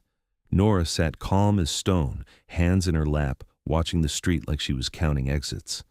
The boy, kid's name still Boy in my head because I hadn't had time to make him real, kept his eyes down. Rook lay in the bed, bandaged with my torn shirt, chest rising and falling, a low growl rumbling whenever anyone got too close. Tom swallowed hard. "Cole, what do we do?" Sutter answered for me. "We do exactly what I said." I stared at the poster again, then at the men on the boardwalk. 2 of them had already started walking our direction, slow, hands near belts, eyes narrowed as they tried to decide whether they recognized me. "You said I'd act alone," I growled. Sutter's voice stayed smooth. "You will. Alone inside the bank, not alone outside." He glanced toward the sheriff's office as if he could see through walls. "Someone moved faster than I predicted. That's a rare thing." Lila's mouth twisted. "You're not as untouchable as you think." Sutter didn't look at her. "Quiet." Tom pulled the wagon to the side near the feed store, trying to look like a man doing business, not like a man hauling a burning ranch's aftermath into town. The bay danced once, nervous. Town smells made animals restless, too many people, too much fear. The 2 men from the boardwalk came closer. One was a ranch hand I'd seen in Red Hollow before, a big man named Pike who'd once offered to buy my best heifer for a price that made me insult his mother. The other I didn't know. He had the hard look of someone who lived off other people's mistakes. Pike called out, "Mercer?" My guts tightened. I kept my face blank, slow. "Pike." Pike's eyes dropped to my bloodied shoulder. "Heard a gunshot out west earlier. Folks say there's smoke." "Fence line caught," I said, and hated how small it sounded. The stranger's eyes flicked to Lila, then Nora. "Who are these?" Sutter leaned forward slightly, smiling like he belonged. "Travelers," he said. "We hired Mr. Mercer for repairs." The stranger stared at Sutter's coat, the way it sat, the way his hands looked clean. "Name?" Sutter's smile didn't change. "Harrow." Pike blinked once.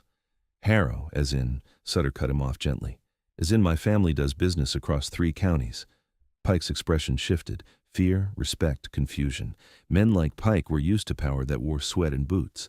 Sutter wore power like a pressed shirt. The stranger didn't back off. His eyes slid to the wanted poster on the saloon wall. "That poster," Sutter's voice cooled by a degree, "is a mistake," the stranger snorted. "Sheriff don't nail up mistakes." Sutter's gaze held him, calm. Then perhaps the sheriff is also making one. Pike cleared his throat, suddenly uncomfortable. Mercer, you ought to go talk to Sheriff Baines. Get it straight. Lila's eyes narrowed at the name. Baines. Not the sheriff, I remembered. Red Hollow's law had a habit of changing hands. Sutter's eyes flicked to me, a silent command. I forced myself to climb down from the wagon. The move sent a spike of pain through my shoulder so bright my vision grayed at the edges. I swallowed it, because pain was a luxury. Pike watched me, uneasy. You all right? No, I said. But I'm standing. The stranger's gaze lingered on my Colt. You armed in town? I met his eyes. I got a ranch.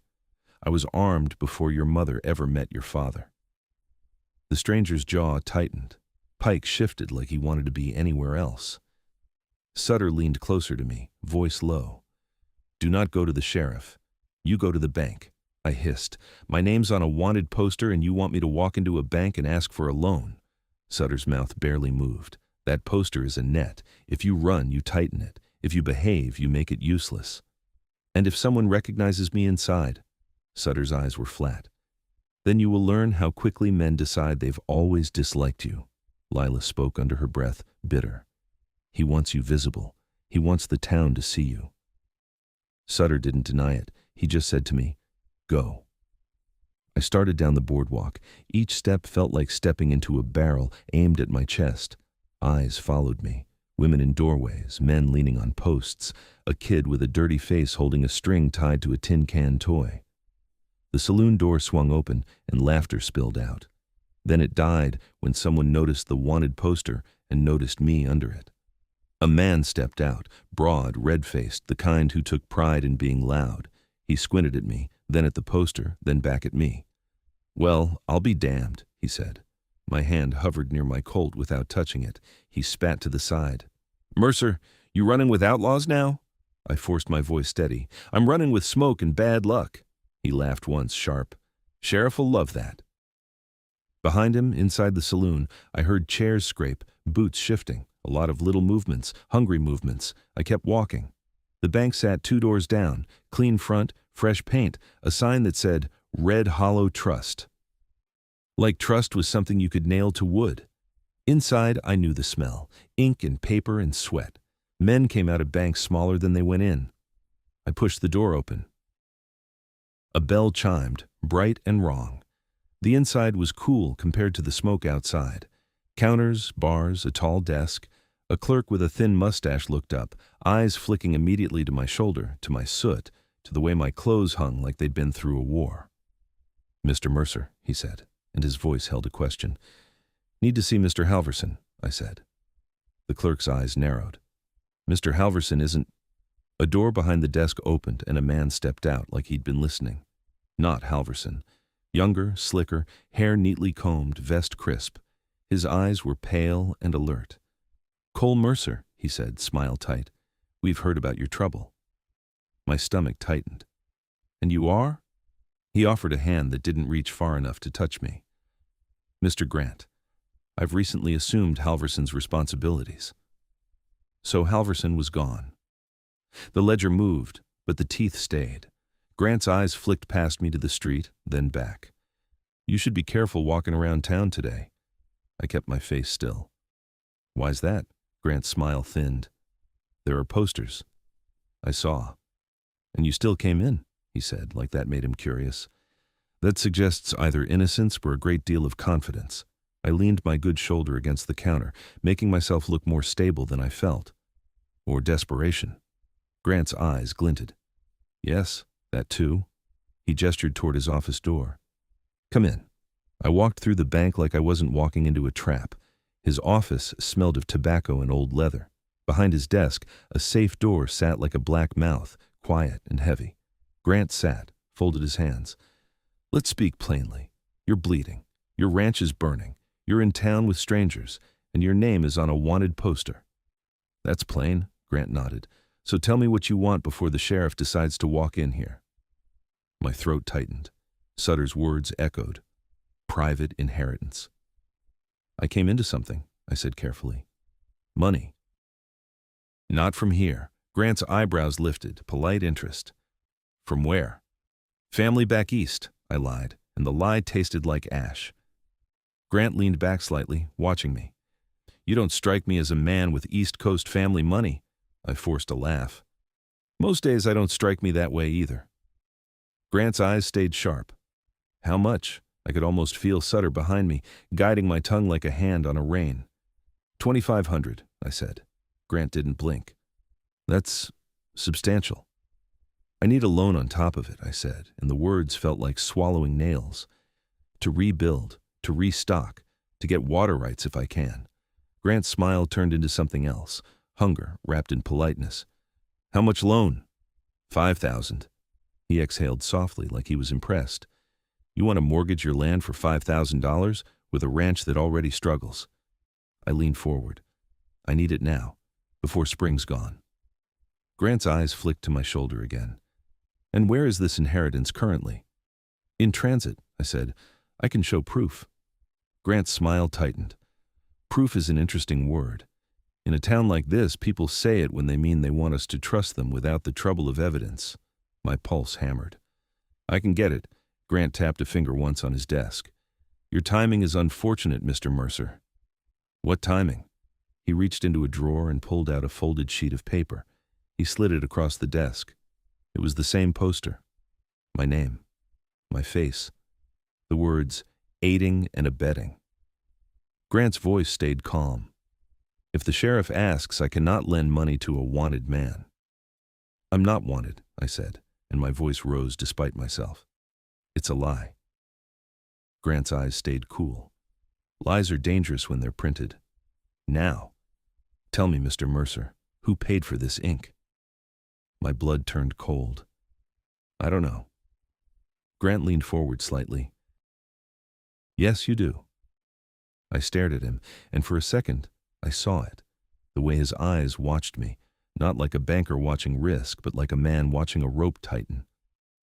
You're in it, I said quietly. Grant smiled faintly. Mr. Mercer, everyone in this town is in something. A knock sounded at the office door. Grant's voice lifted. Come. The door opened and a deputy stepped in. Wide hat, dust on boots, a badge that looked too new. His eyes cut straight to me. Well, he said, ain't this convenient? My throat tightened. Grant folded his hands again, calm as a priest. Deputy? The deputy nodded. Sheriff Baines wants Mercer. My hand twitched near my Colt. I didn't touch it, not yet. Grant looked at me, expression unreadable. If you have nothing to hide, you'll go. The deputy stepped closer. Hands where I can see him. I lifted my right hand slowly. My left arm hung useless. The deputy's eyes narrowed at my shoulder wound. Been in a fight, Mercer? A fire, I said. He snorted. Sure. He reached for my wrist. The bank's front bell chimed again. Someone else entered the bank, footsteps crisp. Grant's eyes flicked past the deputy, and his smile returned, smoother. Sutter's voice carried from the main room like he'd always belonged there. Good afternoon. The deputy hesitated, turning his head. Who are you? Sutter's tone stayed polite. A concerned citizen. Grant rose, stepping out of his chair as if greeting a partner. Mr. Harrow. The deputy's eyes widened slightly at the name, the way Pike's had.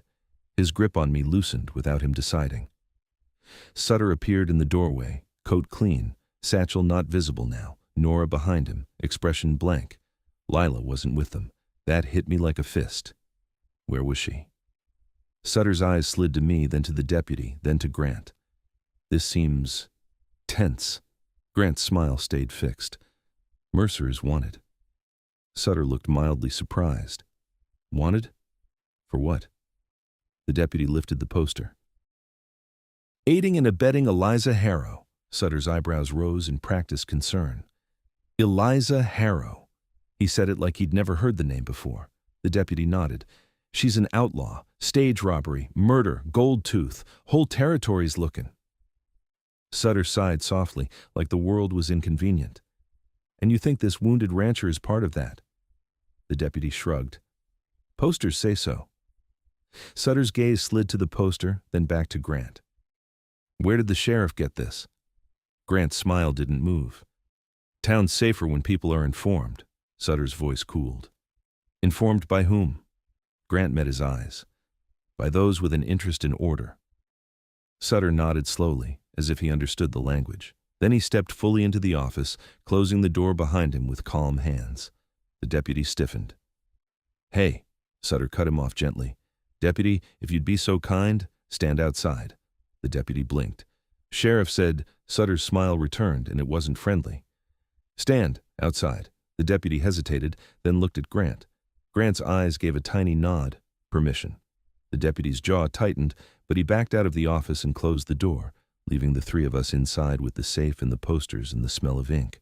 Grant's smile sharpened. You're bold, Harrow.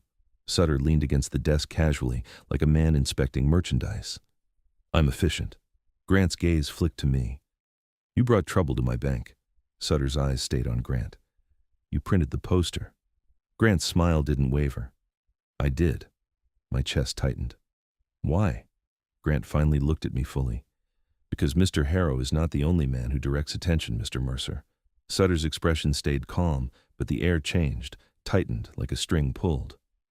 So, he said softly, there's another hand in this. Grant's smile turned almost pitying. There's always another hand.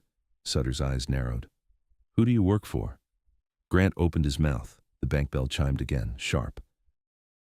Then another knock, harder, on the office door, and a familiar voice called through, loud enough to slice the room.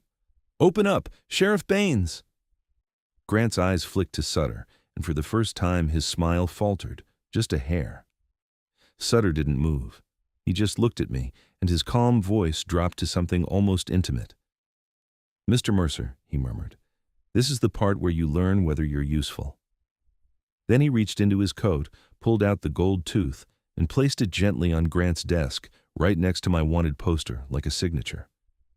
Grant stared at it, and his face went pale. From behind the door, the sheriff's voice rose again, closer, angrier. I said, open it! Sutter's eyes stayed on Grant. Tell him, he said softly, that Cole Mercer is with me. Grant swallowed. He won't care, Sutter smiled, and there was nothing warm in it. Then we make him care. The door shook as someone slammed a fist into it, and the lock clicked like it was about to give, and I heard boots gathering outside. And Sutter leaned closer to me and whispered, when that door opens, you shoot the first man who reaches for a gun.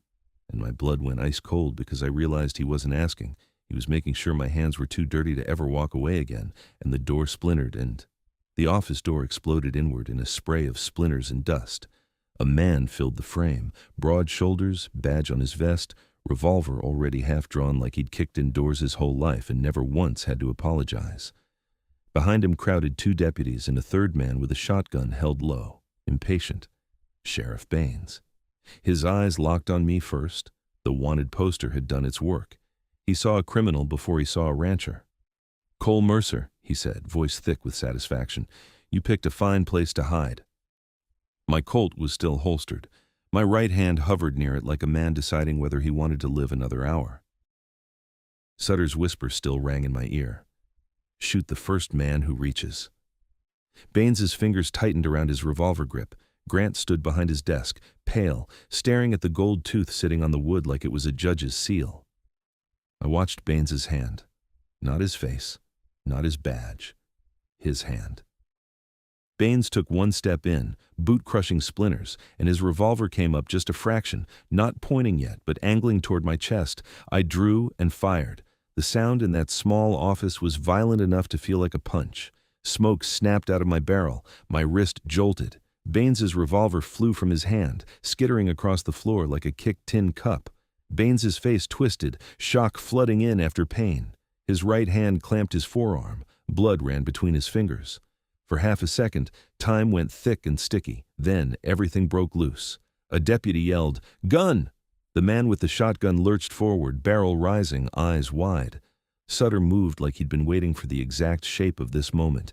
He snapped his own pistol up, not toward the deputies, toward Grant. Grant's eyes widened. "Don't!" Sutter fired once. The bullet punched into the safe door behind Grant with a metallic scream, showering sparks and flecks of iron. Grant flinched back like the safe had bit him. Sutter didn't miss a beat. "Everyone," he said, voice calm as paper being folded, "put your weapons down." The deputies hesitated, trained to obey law, not a voice. But Sutter's riders were already in motion in the front room. I could hear them. Boots firm, rifles clicking into ready positions, calm commands delivered low. Baines lunged toward his fallen revolver with his good hand. I fired again, low, into the floor in front of his fingers. Wood splintered.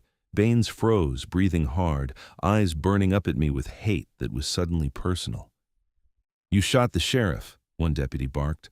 "No," Sutter said softly. "He shot at a wanted man inside a bank." "That is not procedure, deputy," Baines snarled. "Procedure can go to hell, Harrow. You don't own this town." Sutter's smile appeared like a knife sliding free. "I don't?" Grant swallowed, voice shaking. "Sheriff," Sutter cut him off with a glance. "Mr. Grant, be quiet. You're not the authority in this room." Grant's hands hovered near his desk edge, trembling. His eyes kept flicking to the gold tooth like it was a curse. Baines stood, jaw tight, clutching his bleeding arm. "You think your name scares me?" Sutter tilted his head, almost amused. "No, I think your debt's due." Baines's nostrils flared. "I don't owe you a damn thing." Sutter's voice didn't rise. It didn't need to. "You owe the man who keeps the sheriff's office lamp burning through winter." Baines's eyes flicked, involuntary, toward Grant. Grant's face went whiter. Sutter's gaze followed that flicker and settled on Grant again. "You printed a wanted poster for Cole Mercer," Sutter said. "That was not part of my design." Grant licked his lips. "It wasn't personal." Sutter's smile sharpened. "Everything is personal when it touches my work." Baines spat blood to the side, a dark string. "Your work. Listen to him, like crime's a business." Sutter's eyes slid to Baines. "Everything in this territory is a business, even law." Baines's good hand tightened into a fist. "You think you can walk into my office?" Sutter interrupted softly. "Sheriff, there are men outside your office right now who would swear under oath that they saw Cutter Lane ride out west this morning with 3 of his own. They would swear he died in a dispute over reward money. They would swear you arrived too late to stop it." Baines stared, eyes narrowing. "Men who would swear anything for a bottle."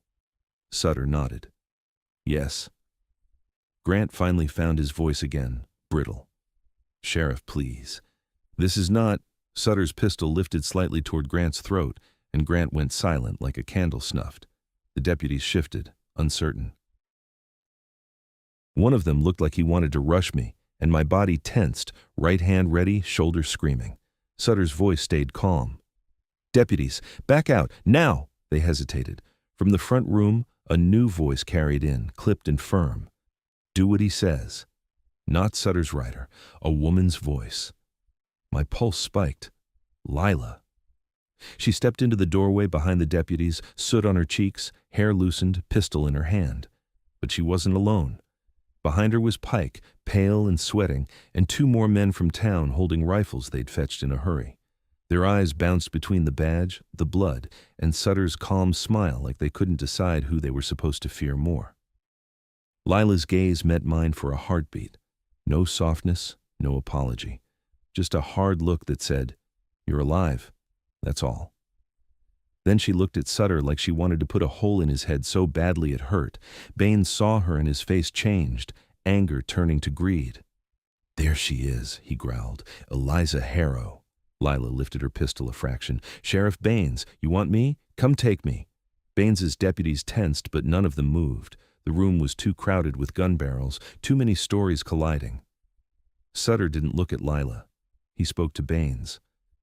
"If you attempt to arrest her in this bank, you will die." Baines laughed, one sharp bark. "You threaten a sheriff in his own town?"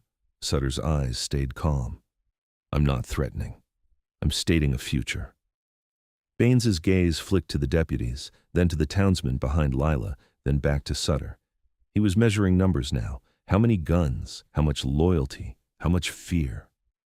Grant's voice came out thin, shaking. "Sheriff, we can solve this without—" Sutter cut him off again. "Mr. Grant, I gave you silence. If you refuse it, I'll take it." Grant shut his mouth. Lila took 1 step into the office, slow, careful, keeping her pistol trained on Sutter. "You wanted me flushed out," she said. "Congratulations, here I am." Sutter's smile barely moved. "Eliza." "Don't," she snapped. "Don't call me that like it's yours." Sutter's eyes finally turned to her. "It is mine," he said softly. Everything with that name is mine. Lila's jaw trembled once, the tiniest crack. You burned his ranch. Sutter shrugged. He was already losing it. Lila's voice rose. You murdered Cutter in his yard. Sutter's eyes stayed flat. Cutter was loud and stupid. Now he's quiet. Baines snarled. That's enough of this. Deputies? Sutter's voice cut in, still calm. Sheriff, you have a bleeding arm and no leverage. Sit down. Baines's face reddened. I'll hang every one of you. Then begin, Sutter said, and nodded toward me. My stomach dropped. I understood what he was doing before he did it. He was making me the spark that lit the room so nobody would ever see me as clean again. Baines's gaze snapped back to me, raw hatred now. You, he hissed, you shot me. I shot your gun, I said, but it sounded weak in the air. Baines barked, you shot me. The deputies started forward again, anger catching fire. Lila lifted her pistol a hair. Stop! One deputy hesitated, the other didn't. He lunged toward me. I fired again, not at him, at the office window behind him. Glass exploded outward, and the deputy flinched instinctively, ducking. Sutter used that flinch like a door opening.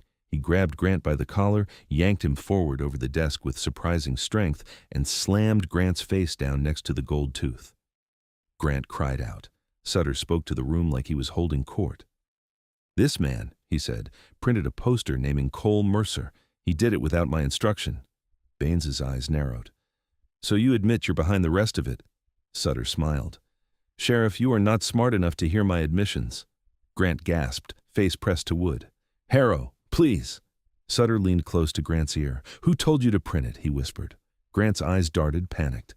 Sutter tightened his grip. Name, Grant choked. I can't. Sutter's voice stayed low. If you don't, I'll let Sheriff Baines take you. He'll blame you for Cutter's death to save his own skin, and he'll hang you in public so the town believes law still has teeth. Grant's face twisted, terrified. Baines's mouth tightened at the mention of Cutter. You think you can pin that on me? Sutter didn't look at him. I think you'll pin anything on anyone if it keeps your badge clean. Grant's breath hitched. His eyes flicked toward the safe, toward something in his own office like he wanted it to protect him. Sutter noticed the glance. He smiled. Then he reached down and picked up the gold tooth off the desk and held it close to Grant's mouth. Grant's face went rigid with fear. No. Sutter's voice was soft, almost tender. Open. Grant shook his head violently. Sutter turned slightly so the room could see. Mr. Mercer, he said, did you notice the notches inside the tooth? My stomach churned. I remembered the weight, the filed interior, the way it fit a specific place. Yes, I said. Sutter nodded. It fits a specific mouth. That is how you make proof. Lila's eyes widened, understanding flashing. Sutter, don't. Sutter ignored her. He pressed the tooth against Grant's lips. Grant fought, muffled, a desperate animal sound. Sutter's grip on his collar tightened. The deputy stepped forward again, uncertain, because whatever this was, it wasn't law. Baines barked, Harrow, let him go! Sutter's eyes flicked to Baines. Make me! Baines's good hand twitched toward the deputy's holster. I saw it. I fired. This time I aimed at the deputy's belt. The bullet tore leather, not flesh, but the deputy jumped back like he'd been burned, hand flying away from the gun. The room froze again, breath caught, my ears rang, my shoulders screamed, my mouth tasted like metal. Sutter smiled at me, approval, quiet and terrible. Good, he murmured. You're learning. Lila stared at me like she'd been punched. Cole, I didn't look at her. I couldn't. If I did, I might see what I'd become in her eyes. Grant choked out, voice strangled. It was... Sutter leaned in. Name. Grant's eyes rolled with panic. Baines. Silence hit like a fist. Baines's face went still, then dark. You lying little... Grant shook his head desperately. He told me to print Mercer's name too, to force Harrow to come into town, to... Baines lunged forward, rage bursting. Shut your mouth. Sutter moved first. He released Grant and shoved him sideways, and the deputy with the shotgun flinched, raising the barrel. Lila fired. Her bullet shattered the shotgun stock. The gun dropped. The deputy screamed, clutching splintered wood and bruised hands. Baines stumbled, caught between lunging and retreating. Sutter's rider appeared in the office doorway behind the deputies, rifle leveled, calm. Another rider stepped into the bank front room, and the faint click of rifles being aimed echoed like insects. Baines looked around, and for the first time the sheriff's confidence cracked. He was outgunned in his own office corridor, in his own bank, in front of his own townsmen. "You're making a mistake," Baines hissed. Sutter smiled. "No, you did. You tried to direct my attention." Baines's eyes flicked to me, hatred twisting. "He's the one who shot me." Sutter nodded, polite. "Yes." Baines blinked. "Then arrest him." Sutter's eyes stayed calm. "No." Lila's pistol stayed trained on Sutter now, not Baines. "What are you doing?" she said, voice tight. "You wanted him to take a loan. You wanted him desperate. Why put his name on a poster?" Sutter's smile sharpened. "Because Baines is ambitious. Ambition always grabs the nearest rope." Lila's eyes narrowed. "And you're cutting him loose." Sutter glanced at Baines. "Not yet." Baines's voice rose, angry and scared. "I'll have every man in this town." Sutter cut him off softly. "Sheriff, this town is tired. It wants peace. It wants someone else to blame." He gestured toward Grant, "a banker's clerk who printed posters without authority, or a sheriff who ordered it for his own game." Baines's jaw clenched. "They won't believe you." Sutter smiled. "They will believe whoever controls the next story." He stepped toward the office door and called out into the bank front room, voice raised just enough to carry. "Everyone outside," he said. "Sheriff Baines has been working with Cutter Lane's men. Cutter is dead, and Baines is now trying to pin it on an innocent rancher to cover his own involvement." The words landed in the bank like oil on flame. Murmurs rose immediately. Angry, confused, hungry murmurs. I could hear boots shifting outside on the boardwalk. People were gathering. People loved to fall. Baines's eyes went wide, furious. "You lying bastard!" Sutter turned back calm. "Prove it." Baines's gaze snapped to Grant. "You tell them you lied." Grant's face was wet with sweat and fear. He looked at Baines and saw his own hanging. He looked at Sutter and saw his own survival. Grant swallowed. "Sheriff, you told me." Baines froze. That was the moment the sheriff died, and he was still standing. Baines's hand jerked toward his waistband where a knife sat, not a gun. A desperate move. My Colt lifted without thinking. Lila's pistol lifted too, but Sutter moved like he'd already read the page. He nodded once to Nora. Nora crossed the room in a blur and slid behind Baines, knife flashing. She didn't stab him in the back. She cut. One clean slice across the sheriff's belt, severing the leather loop of his knife sheath. The knife clattered to the floor. Baines spun, reaching. Nora stepped away as if she'd never been there. Baines stared at her, breathing hard, and for the first time his eyes showed real fear, not of a gun, but of someone close enough to touch him without permission. Sutter's voice was soft. "Sheriff, you're going to walk out that front door and tell this town the truth," Baines sneered. "Or what?" Sutter looked at me. My stomach tightened. He didn't say anything. He didn't have to. I realized with sick clarity what the next step was. If Baines refused, Sutter would have me shoot him. Not a rider, not Nora, me. The wounded rancher with a name on a poster, the perfect scapegoat. Lila saw the look too, and her face tightened with something like horror. "Don't make him do it," she said to Sutter, voice shaking. "You already burned his life." Sutter's eyes stayed calm. "He agreed to work." "I agreed because you put a gun on my friends," I rasped. Sutter's smile didn't move. "You agreed because you understood reality." Baines spat on the floor, then turned his head toward the front room where the murmurs were growing, where the town was gathering like vultures. His voice came out bitter. "You think they'll listen to me now?" Sutter nodded. "They'll listen because they're afraid." Baines's gaze flicked to the door again, to the crowd beyond, and something in his face shifted. He wasn't thinking about justice. He was thinking about survival. He swallowed. "Fine." He turned toward the office door, shoulders squared, trying to look like he still owned his badge. Then he paused, just a fraction, and his eyes slid to me. Pure hate. "This ain't over," he muttered. Sutter smiled. "It is." Baines stepped out into the bank front room. The sound of voices swelled. "Sheriff? What's happening? Is Mercer a criminal? Did Cutter?" Baines raised his good hand, blood still streaking his sleeve. He opened his mouth, and a gunshot cracked from outside, loud enough to rattle the bank windows. The crowd screamed. Baines jerked like he'd been yanked by a rope, then stumbled sideways, eyes wide, and fell hard onto the bank floor. Blood spread under his head. For a heartbeat, no one moved. Then chaos. People shoved, yelled, ran. Boots hammered the boardwalk. Glass shattered somewhere. Horses screamed outside. Inside the office, Lila spun toward the window. "Shot from the street!" Sutter's face didn't change, but his eyes went colder. He moved to the office window and looked through the broken pane I'd shot earlier, scanning the boardwalk like he could see through panic. One of his riders shouted from the front room, "Rooftop!" Another shot cracked and a chunk of wood exploded off the bank sign outside. Sutter's gaze locked upward. "Not Baines's men," he murmured. Lila's eyes widened. "Then who?"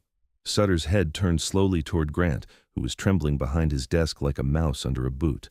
Grant's lips moved, whispering something. Sutter stepped toward him in 2 strides and grabbed him by the jaw, forcing his face up. "Who," Sutter said softly, "can shoot into my town without permission?" Grant's eyes were glassy with fear. He said you'd come. He said, Harrow always comes." Sutter's grip tightened. "Who said?" Grant choked. "Your father." The word hit the room like a bell. Lila went dead still, face draining. Sutter's eyes narrowed, a flicker of something sharp and old passing behind them. Not fear. Offense. Outside, another rifle shot rang out, and the bank's front window shattered in a spray of glass, and I ducked instinctively as the world filled with screaming and smoke and splinters, and Sutter leaned close to the broken window, eyes locked on the rooftops, and in a voice so quiet it barely existed, he said, "He's here." And I realized the poster, the tooth, the satchel, the fire.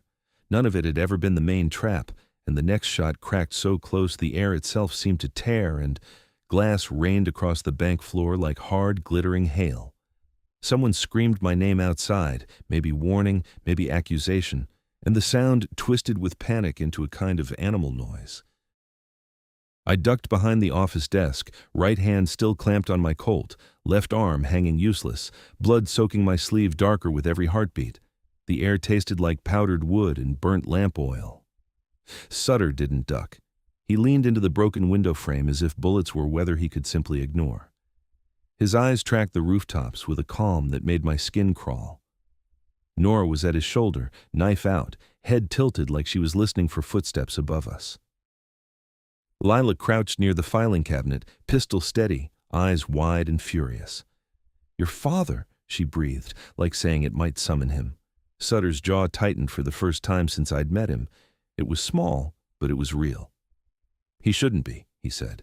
Another shot cracked. The sound was higher now, the echo sharper, rooftop line of fire. A bullet punched through the bank's front sign and buried itself in the wall with a dull thud that felt too close. In the main room, men shouted and shoved toward the door. I heard a chair tip, someone hit the floor, boots scrambling over boots. The townsmen weren't brave, they were hungry. Hunger turns to fear fast when the first blood shows. A rider's voice carried in from the front, "2 shooters, east roof in the church." Sutter's eyes flicked, measuring.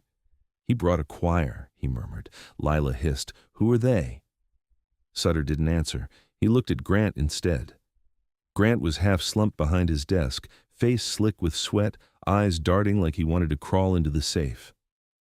Sheriff Baines lay out in the main room somewhere, bleeding into the floorboards, and the whole town was already rewriting the story in its head. Harrow came, Mercer shot, Sheriff fell, chaos followed. Sutter grabbed Grant by the collar again and hauled him up. "Where did he come in from?" Sutter said softly. Grant's lips trembled. I don't know." Sutter's voice sharpened by a hair. "You do." Grant shook his head, tears bright. He doesn't tell. He just arrives.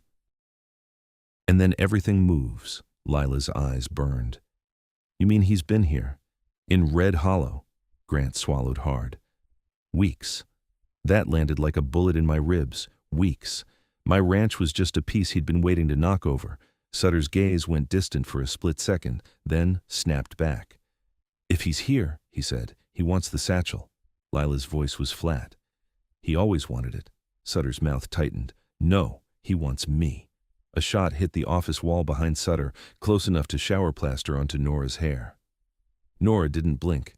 She slid a fraction left, positioning her body between Sutter and the window like she'd been trained to do it since childhood. Sutter grabbed the satchel, now tucked under his coat, and pressed it against the desk, eyes on me. "Mercer," he said. My stomach clenched. "No." He ignored the word like it hadn't been spoken. "You're going to the back door." I stared at him.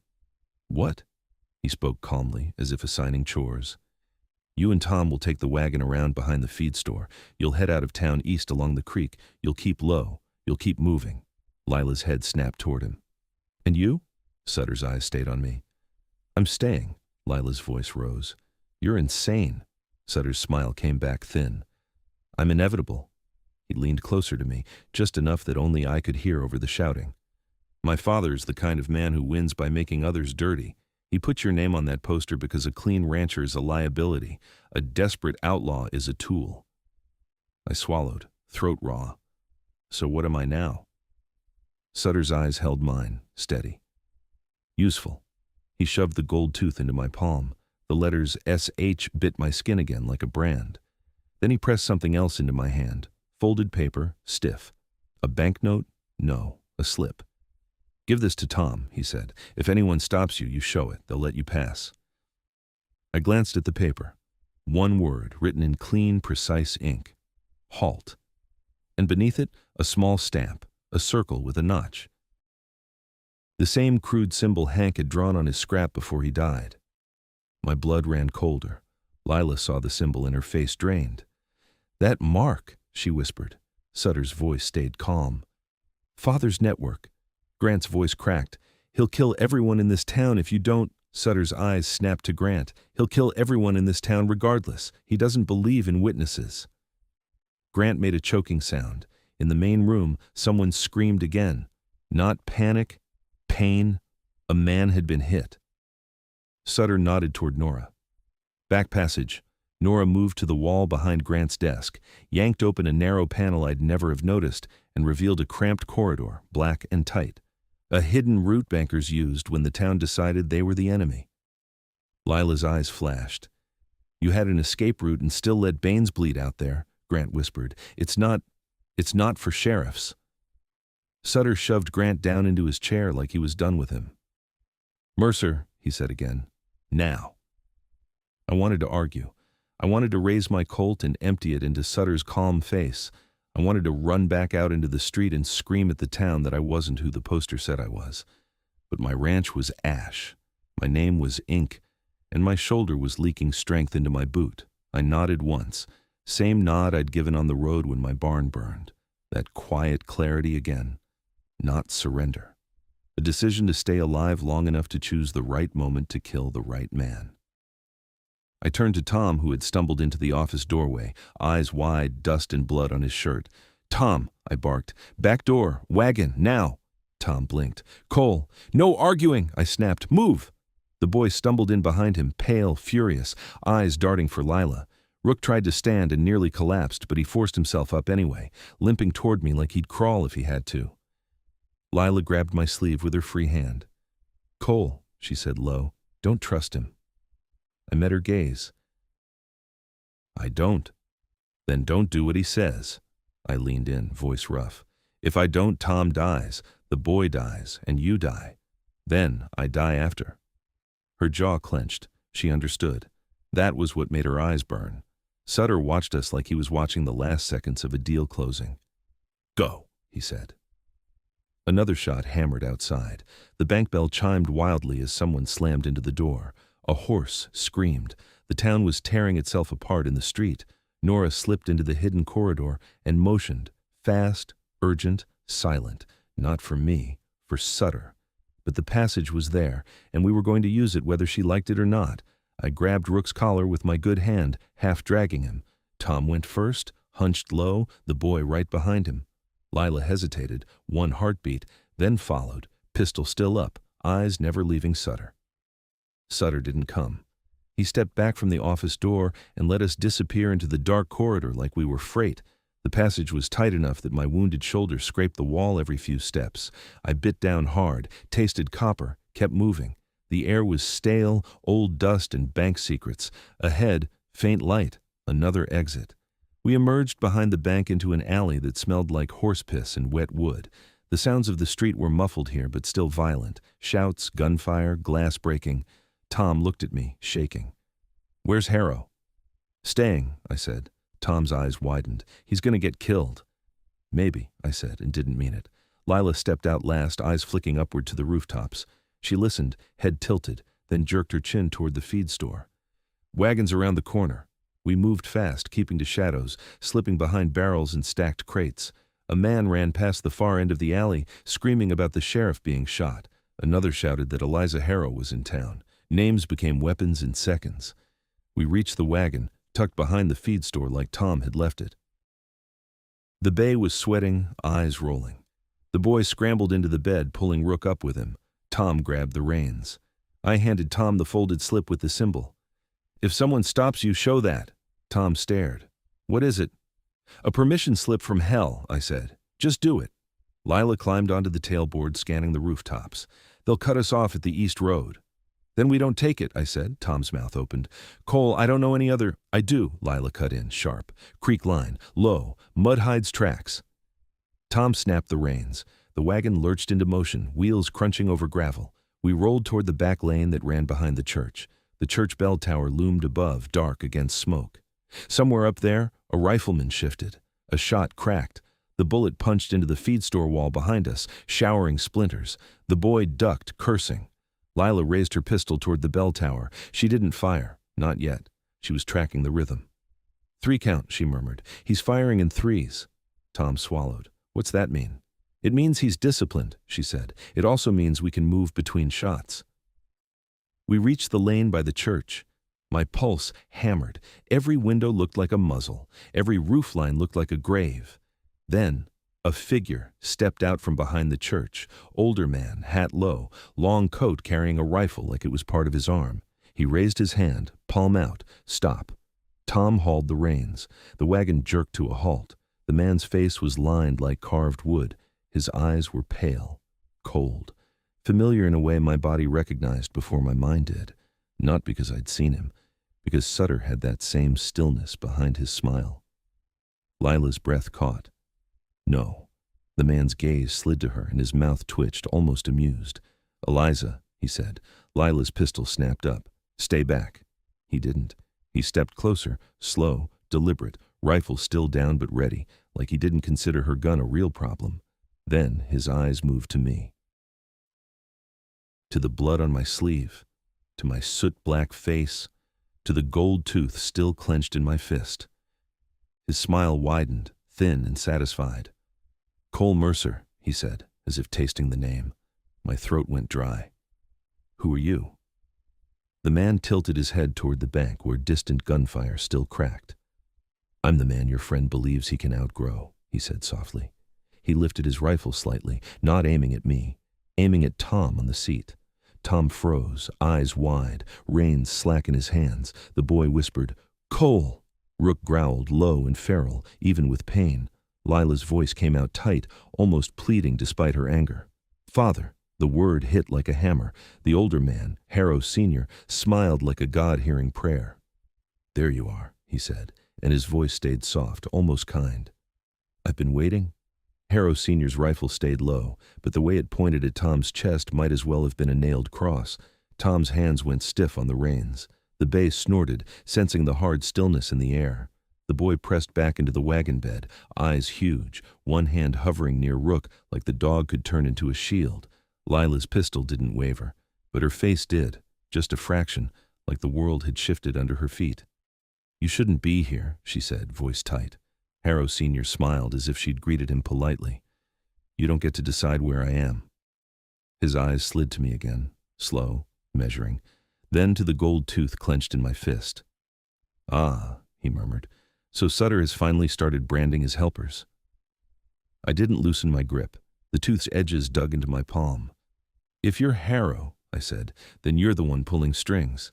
He nodded once, indulgent. "I'm the one who tied the first knot." Lila's jaw clenched. "Leave them out of it." Harrow Sr.'s gaze flicked to Tom, then to the boy. "Out of what, Eliza? Out of your consequences?" "I'm not," Lila started, then swallowed the rest.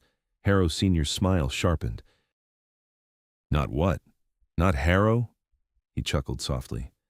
You'll always be a Harrow, whether you run barefoot or dressed in lies.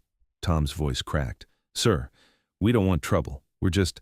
Harrow Sr. raised his hand, and Tom stopped mid-word like the sound had been yanked from him.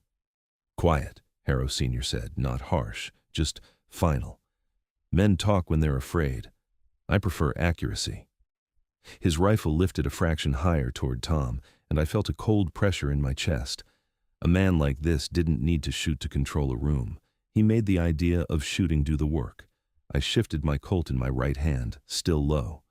If I raised it, it would be war in a church lane with my shoulder half dead. If I didn't, Tom was a coin in Harrow's fingers. Harrow Sr. watched that flicker of thought cross my face. He enjoyed it. Cole Mercer, he said softly. A rancher with no ranch, a man with a poster bearing his name. That's what I call convenient. What do you want? I said. He tilted his head toward the bank, where distant gunfire had thinned into scattered cracks. My son thinks he's making his own empire. He forgets who built the foundation. Lila's eyes burned. He's not your son anymore. Harrow Sr. smiled wider. Blood doesn't resign. He stepped closer to the wagon, boots soft on dirt. Where is Sutter? I didn't answer. His gaze went back to Tom. The rifle nudged up a hair. Tom swallowed, eyes pleading at me. He stayed at the bank, I said. Harrow Sr. nodded as if confirming a guess. Of course he did. Always the hero in his own story. The boy whispered, almost involuntary. Why are you shooting at the town? Harrow Sr.'s eyes slid to him, calm. Because noise makes people choose sides quickly. The boy flinched. Rook growled, a low rumble that vibrated through the wagon boards. Harrow Sr. looked at the dog with mild interest. And because I like to see what stands between a man and his survival. Lila's pistol rose a fraction, barrel aligned with Harrow Sr.'s chest. Back away. He didn't. He stepped closer. You won't shoot, he said gently. Not with your audience. Lila's teeth bared. Try me. Harrow Sr.'s eyes softened, almost paternal. That's the fire I paid for. My stomach turned. Paid for? He nodded. Your stage job wasn't hired by strangers, Eliza. It was hired by family. Lila's face went rigid. You're lying. Harrow Sr.'s smile didn't change. Sutter offered you coin. I offered him permission. The satchel belonged to me before it ever belonged to anyone else. The satchel's in the bank, I said before I could stop myself. Harrow Sr.'s gaze snapped to me, pleased. And there it is, useful. Lila's head whipped toward me, eyes blazing. Cole! I'm already dead in this town, I snapped back. At least let me stay alive long enough to choose who kills me. Harrow Sr. laughed softly. Listen to him, Eliza, he's learning. He lifted his left hand, palm up toward me. Give me the tooth. My grip tightened. No. His smile held, but his eyes cooled. You don't understand what it is. I understand it's yours, I said. Branded. Harrow Sr.'s eyes flicked to the letters. S.H. Yes. Sutter Harrow, Lila spat. Harrow Sr. nodded. My son's pride. He stamps his initials on things he thinks he owns. He leaned closer, voice lowering. But that tooth isn't his, not truly. My breath caught. Then whose is it? Harrow Sr.'s smile was thin and satisfied. It's proof. He glanced at the church tower. Somewhere above, a shooter shifted, boot scrape, faint, like a rat in rafters. Harrow Sr. didn't look up. He didn't need to. Those men were his shadow. Harrow Sr.'s gaze returned to Tom. Sutter wants you to take a loan, he said, as if we were discussing weather. To make the bank his, he thinks he can starve the town into obedience. Tom swallowed. I don't know anything about... Harrow Sr. raised his hand again. Tom stopped. Harrow Sr. looked at me. But my son forgets a simple fact. Banks don't belong to paper. They belong to fear. He nodded once toward the bank. Right now, fear belongs to me. Another shot cracked in the distance, and a woman screamed. The sound carried down the street like a message. Lila's voice went low, shaking with fury. Stop this. Harrow Sr.'s eyes slid to her, almost gentle again. I will, once Sutter comes outside. How do you know he will? She demanded. Harrow Sr. smiled. Because I've taken something he can't ignore. He looked at Nora. No, not Nora. The decoy wasn't here. There were only us, the wagon, and the church lane. Harrow Sr.'s gaze returned to me, and he spoke like he was placing a piece on a board. "You," he said. My chest tightened. "Me?" He nodded. "My son doesn't care about towns. He cares about control. And you, Cole Mercer, are now one of his tools." Lila's eyes widened. "No." Harrow Sr.'s rifle lifted, not at Tom now, at me. The muzzle centered on my sternum with a calm that made my skin crawl. "I'm going to kill you," Harrow Sr. said softly, "unless Sutter comes and offers himself in your place." My mouth went dry. "You think he'll do that?" Harrow Sr.'s smile widened. "I know he will, because if he doesn't, everyone will see what his loyalty is worth." Tom whispered, "Cole." The boy's breathing turned quick and shallow. Lila's pistol snapped higher, aimed at Harrow Sr.'s head now. "Put it down." Harrow Sr. didn't move. "Shoot me," he said gently, "and my men on the roof will turn this wagon into kindling. You'll die with them. Then the town will blame you for killing the sheriff and starting a war." Lila's hands trembled, barely. Harrow Sr.'s eyes stayed on her, pleased. "There you are. That's the look. The moment you realized the game was rigged before you sat down." My throat tightened, but my mind went oddly calm. Clear again. Sutter had made me dirty. His father was about to make me dead. I couldn't outshoot a rooftop. I couldn't outrun with a bleeding shoulder and a wagon full of targets. But I could buy time. I lifted my right hand slowly, showing Harrow Sr. my Colt, then eased it down to the dirt, careful, deliberate, like I was surrendering. Harrow Sr.'s smile deepened. "Smart." I raised my empty hand. "Tell your men to stop shooting the town," I said. "You want Sutter, not Red Hollow." Harrow Sr.'s eyes glittered. "Red Hollow is how you get Sutter." He stepped closer, rifle still trained on me. "Now, the tooth." I opened my fist slowly, letting him see it. The gold glinted, the initials, the brand. He reached out, and I flicked my wrist and threw it, not at him, straight into the horse's eyes. The tooth struck the bay's forehead with a tiny, harmless tap, but the bay jumped like it had been stung. It reared, panicked, hooves pawing the air, wagon jerking hard. Tom screamed and yanked the reins. The boy fell backward. Rook snarled, trying to brace.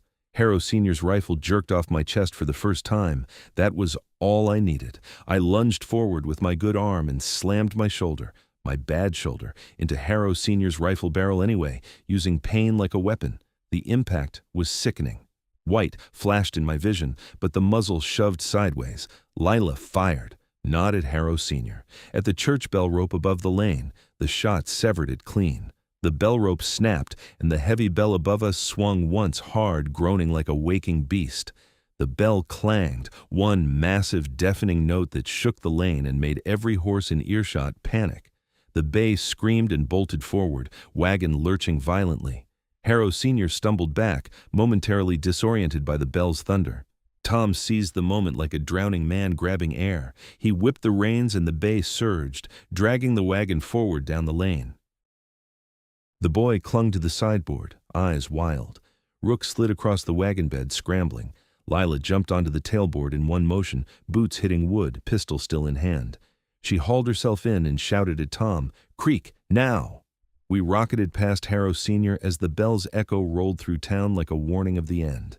Harrow Sr. recovered fast, too fast. He lifted his rifle and fired once. The shot hit the wagon wheel. Wood exploded. The wagon lurched, veered, and my stomach dropped as we started to tip. Tom fought the reins, screaming. The wheel held for half a heartbeat, then the axle groaned like it was dying. Behind us, Harrow Sr.'s voice carried calm through the chaos. "Run," he called. "It only makes the proof better." And above, from the church tower, I heard a rifle bolt slide, clean, deliberate, followed by the next shot cracking down toward the wagon as we fishtailed into the street, and the wagon snapped sideways as the shot took the wheel. For an instant, we were weightless, the whole world tilting, street, sky, saloon sign. Then the axle groaned like a dying animal, and the rim slammed back down hard enough to rattle my teeth. Tom fought the reins with both hands, face twisted in panic. The bay was running blind now, ears pinned, mouth foaming. The street blurred past, people scattering, boards thumping under hooves, a barrel rolling into the road and splitting open. Another rifle crack came from above. The shot punched through the wagon sideboard, inches from the boy's head. He shrieked and flattened, hands clawing for something to hold. Rook tried to stand and slid again, nails scraping wood. "Left!" Lila shouted, and Tom yanked the reins so hard the bay's head snapped sideways. We clipped the corner of the feed store. Wood exploded. A rain of shingles and splinters hammered down on us. The wagon lurched, and my wounded shoulder screamed as I slammed into the rail. I saw the creek line ahead, dark ditch cutting behind the buildings, a strip of mud and low brush that ran east like a hidden vein. But between us and that ditch stood men. 3 of them stepped out from behind the saloon, rifles up, coats long, faces calm. Not townsmen, not deputies. Their movements were too practiced. Harrow Senior's choir. Tom's eyes went wide. "Cole!" I raised my Colt with my right hand, arm shaking from pain and smoke, and fired. The first shot hit the dirt at the lead man's feet. He didn't flinch. He just lifted his rifle higher. My second shot caught his shoulder. He spun half around, staggered, and dropped to one knee, surprise finally showing on his face. The other 2 fired in unison. Bullets tore into the wagon bed. One ripped through the plank by Rook's paw. Another punched into the barrel hoop and sent metal ringing. Lila fired back, 2 quick shots, and one of the men ducked behind a hitching post. The other kept advancing, calm as a preacher walking to a pulpit. Tom whipped the reins again and the bay surged forward straight at them. The lead man raised his rifle to shoot the horse. I didn't aim. I just shot. The bullet caught him in the throat. He dropped instantly, rifle clattering, blood dark and fast. The bay barreled through the space he'd been standing in, hooves splashing red mud from the edge of the street where the ditch began. The wagon hit the ditch lip at speed. It wasn't a drop. It was a fall. The front wheels plunged, stuck for a heartbeat, then the whole wagon slammed down into mud with a sickening crack. The broken wheel shrieked, the axle bent. The wagon listed hard to the right. The boy screamed as he slid. Rook yelped. Tom's head snapped forward and back like he'd been whipped, but the bay kept going, dragging us through the muck, wheels biting and slipping. Mud sprayed up in thick sheets. The ditch walls rose on either side, shielding us from the street and from the rooftops for a few precious seconds. Lila twisted to look back over the sideboard, eyes narrowed. "They're coming." I risked a glance. The 2 remaining riflemen were scrambling down into the ditch after us, boots sliding. Behind them, on the street above, people were gathering in the smoke and confusion, pointing, shouting. Someone was yelling that the sheriff was dead. Someone else was yelling that Harrow was here. The story was multiplying. Above, the church tower shooter adjusted. I heard the faint metallic click of a bolt cycling, then another shot cracked. The bullet hit the ditch wall behind us and showered wet dirt. The sound was muffled, but the intent wasn't. Tom's voice was ragged. "This wheel's done." The wagon lurched again as the damaged wheel caught on a rock. The whole bed dipped sharply. My stomach dropped. The bay strained, muscles bunching, dragging us inch by inch like we were a dead tree. "We can't keep the wagon," Lila said, immediate. "Not like this." Tom looked back, eyes wild. "Then what?" "Cut it!" she snapped. The boy stared. "Cut the wagon?" Lila grabbed a hatchet from my tool satchel, miracle it was still there, and shoved it toward Tom. "Harness strap, now!" Tom hesitated one heartbeat too long. A rifle shot from behind, cracked and hit the wagon rail, splintering it beside Tom's elbow. Tom flinched, then swung the hatchet down like his life depended on it, because it did. Leather snapped. The bay lunged forward free of the wagon's drag and nearly pitched Tom off the seat with the sudden release. The wagon, unhitched, rolled another foot in the mud and stopped dead, listing hard. We were separated. For a split second, I thought Tom would keep running without us. He didn't. He hauled the bay to a stop and jumped down, stumbling in the mud, reins in hand, eyes frantic. "Get on!" Lila was already moving. She grabbed the boy by the collar and shoved him forward through the muck. The boy splashed, nearly fell, then lunged for the bay's mane and pulled himself up behind Tom. Rook tried to jump and failed, slipping in mud, whining. My heart clenched. I grabbed his collar with my good hand. "Come on," I hissed, dragging him. He scrambled, claws digging into mud, pushing through pain. Behind us, the 2 riflemen dropped into the ditch, boots sucking, rifles up. Lila spun and fired twice. One man jerked back, hit in the thigh, falling hard into mud with a grunt. The other kept coming, rifle steady. I lifted my Colt again. My vision swam. My shoulder throbbed hot and wet. The rifleman raised his barrel at Lila's chest. I fired. My shot hit him low in the gut. He staggered, eyes widening, then dropped to his knees in the mud, hands going to his belly like he could hold himself together by force. For a breath, the ditch was quiet except for distant screaming and the bay's harsh breathing. Then, from above, Harrow Sr.'s voice carried down the ditch, calm as ever. "Leave them," he called, like giving advice. "The creek will do the work." Lila's face went tight. "He's letting us run." Tom's voice shook. "Why?" I stared up at the strip of sky between ditch walls, the bell tower silhouette, the rooftops. "Because he wants us alive," I said, and the words tasted like iron. "He wants us to lead him to Sutter or to die where it looks clean." We climbed onto the bay, Tom in front, the boys squeezed behind, me clinging half sideways because my shoulder wouldn't let me sit right. Lila ran alongside for a few steps, then grabbed the horse's flank and vaulted up behind me with grim strength. We rode east along the creek line, staying low, mud sucking at hooves, brush scraping our legs.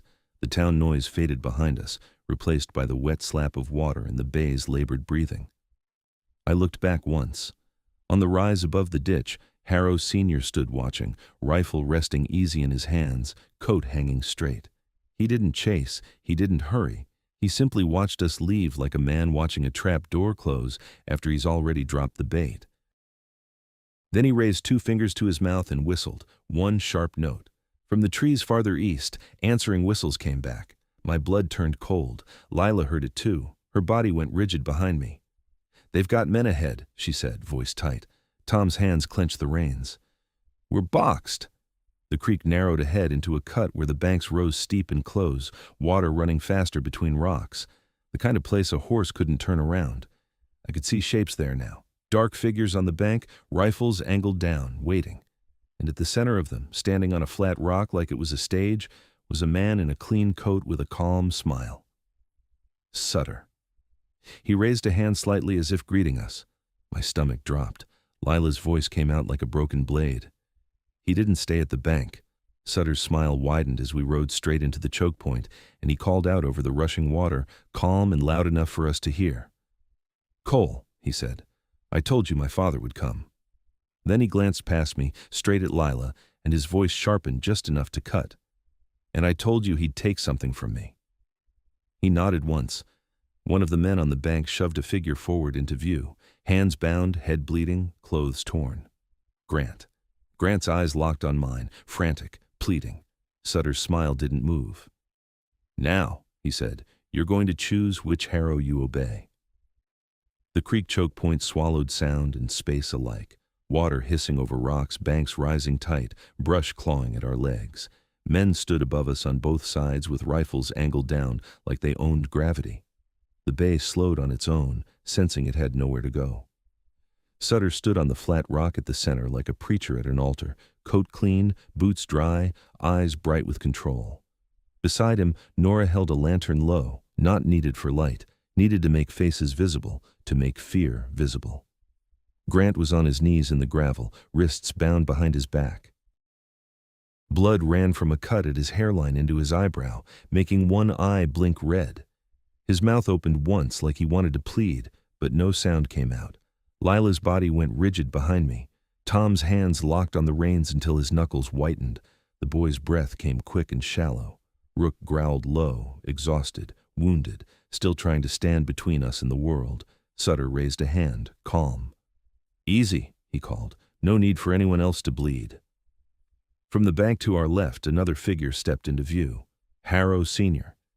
He hadn't followed us down the creek bed. He didn't need to. He appeared where he meant to appear, rifle resting on his shoulder like it weighed nothing. He looked at Sutter with an almost fond disappointment. "Still making speeches," he said. Sutter smiled. "Still arriving late." Harrow Sr.'s gaze flicked to Grant. That clerk was useful. For a minute, Grant's eyes snapped to Harrow Sr., terror flashing. He knew now who had pulled the ink, who had pulled the trigger on the town. Sutter's voice stayed smooth. "Father, you're bleeding the wrong town. This one isn't worth the noise." Harrow Sr.'s smile was thin. "It's worth what it brings out of you." His eyes slid to me, to the blood on my sleeve, to the soot still in my hair. "To him," Harrow Sr. said, almost amused. "A new tool you didn't even pay for." Sutter's gaze didn't leave Harrow Sr., but his voice softened toward me. Cole, step down. Hand the reins to Tom. Walk to me. Lila hissed under her breath. Don't. Harrow Sr. lifted a finger, and one of the riflemen on the right bank cocked his gun, the click loud in the tight air. My turn, Harrow Sr. said. Cole Mercer, walk to me. 2 commands, 2 Harrow voices, same calm certainty. My shoulder throbbed, my jaw clenched. I looked down at the creek water running past my boots and felt something settle in me, cold and hard. I spoke without looking at either Harrow. Grant. Grant jerked his head up, eyes wide.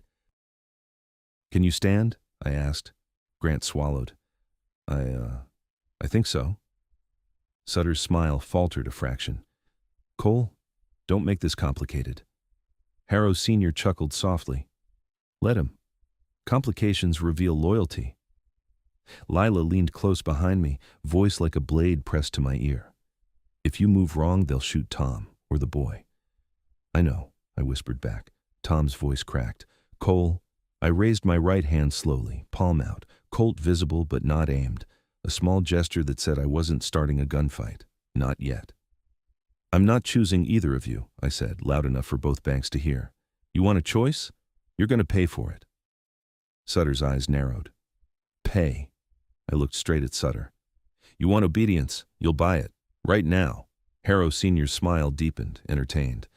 And what's the price, rancher? I forced my breathing steady. Grant lives, Tom lives, the boy lives, my dog lives, and you stop shooting Red Hollow. Silence hit for a heartbeat. Then Sutter laughed softly, like he admired the audacity.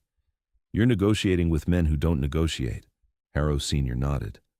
That's true, but I do enjoy watching people try. Sutter's gaze flicked to Grant. He's a clerk. He printed paper. He's already served his purpose. Grant's mouth opened, a raw sound of panic. I lifted my chin. Then shoot him. But don't pretend you're in control when you do it. Sutter's smile sharpened. Careful. I pointed my Colt down at the creek water beside the bay's hooves. I've got one bullet I can place exactly where I want, and right now, that's not a man. Harrow Sr.'s eyes narrowed. What are you talking about? I looked at the bay's flank, at the leather strap of the saddle rig Tom had thrown together, at the rope ties, at the way the creek undercut the bank ahead where Sutter's rock jutted out. Then I looked back at Sutter. The banknote, the satchel, the names. All of it's worthless if you fall in the water and crack your skull on those rocks.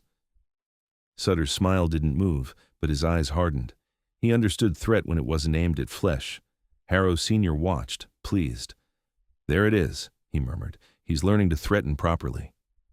Sutter's voice turned colder. Cole, you won't shoot me. I met his eyes. I already shot a sheriff. Sutter paused. Just a hair. Harrow Sr. chuckled. He's not wrong. Sutter's gaze slid to Lila behind me. Eliza, he said softly. Tell him. Lila's pistol stayed low but ready. Her voice came out tight. Cole, don't. He'll kill all of us if you miss. I didn't look back at her. I'm not missing. Harrow Sr. shifted his rifle slightly, not aiming, just adjusting. Father and son, he said, voice calm. Both think they own the board, and the rancher thinks he can flip it. Sutter lifted a hand, subtle, toward one of his men on the bank. A signal. The man's rifle angled down, toward Tom. Tom stiffened so hard the bay felt it and stamped once. My stomach dropped, but I didn't let my face show it. Do it, Sutter said softly. Make your point. I fired. The bullet hit the leather strap at the base of Sutter's rock, exactly where it tied off to a stake. The strap snapped with a sharp whip crack. A small crate perched near Sutter's feet, used for footing or gear, shifted as the tension released, slid, and dropped into the creek with a splash, water spraying up into Sutter's coat. Sutter jerked back instinctively, boots skidding on wet stone. In that half-second, every rifle on both banks tightened. Harrow Sr.'s eyes widened slightly. Approval, not surprise. Good, he murmured. Sutter regained balance fast, but the calm mask had cracked. His jaw worked once. Enough, he said, voice sharper now. Cole, walk to me. Harrow Sr.'s voice cut over it, equally calm. No, walk to me. Grant trembled on his knees, eyes darting like a trapped animal. Tom's breath came ragged. The boy whispered something like a prayer. Lila's voice came low behind me. Cole, I swallowed smoke that wasn't there. Grant stands, I said. Sutter's eyes narrowed. Why do you care about him? Because if you can throw away a clerk, I said, you can throw away a rancher. Harrow Sr. laughed softly. Correct. Sutter's gaze flicked quick to Nora. Nora's knife lifted a fraction toward Grant's throat, blade catching light. Grant whimpered. My mouth went dry. I felt the world narrow down to that thin line of steel. Then Harrow Sr. spoke, casually, like offering a gentleman a chair. I'll make this simple. His eyes stayed on Sutter. Give me the satchel, son. I'll leave Red Hollow standing. I'll leave your new rancher breathing. You can keep your pride. Sutter's smile returned, tight. You'll take the satchel, and you'll still kill him. Harrow Sr. shrugged. Maybe, but not today. Sutter's eyes hardened. And you think I'd trust that? Harrow Sr.'s smile widened. You don't trust anyone. That's why you'll lose. Sutter's hand tightened on the satchel strap under his coat. The faint clink inside sounded again. Metal on metal. Lila's breathing hitched. She knew what was in it wasn't just paper. It was leverage. It was a war condensed into a bag. Sutter looked at me again. Cole, he said, softer now, as if returning to charm. You wanted a new start. You wanted to stop being cornered. Give me the reins, walk over, and I can still give you that. Harrow Sr.'s voice stayed calm. And if you walk to me, Cole Mercer, I'll give you something better. I didn't take my eyes off the men on the banks. What? Harrow Sr.'s smile was thin and satisfied. The truth about the tooth. Sutter's gaze snapped toward his father, sharp. Don't. Harrow Sr. ignored him. That tooth with S.H. on it, he said, was never meant for Eliza. It was meant for you, son. Sutter's face went still. Lila's breath caught. My stomach tightened.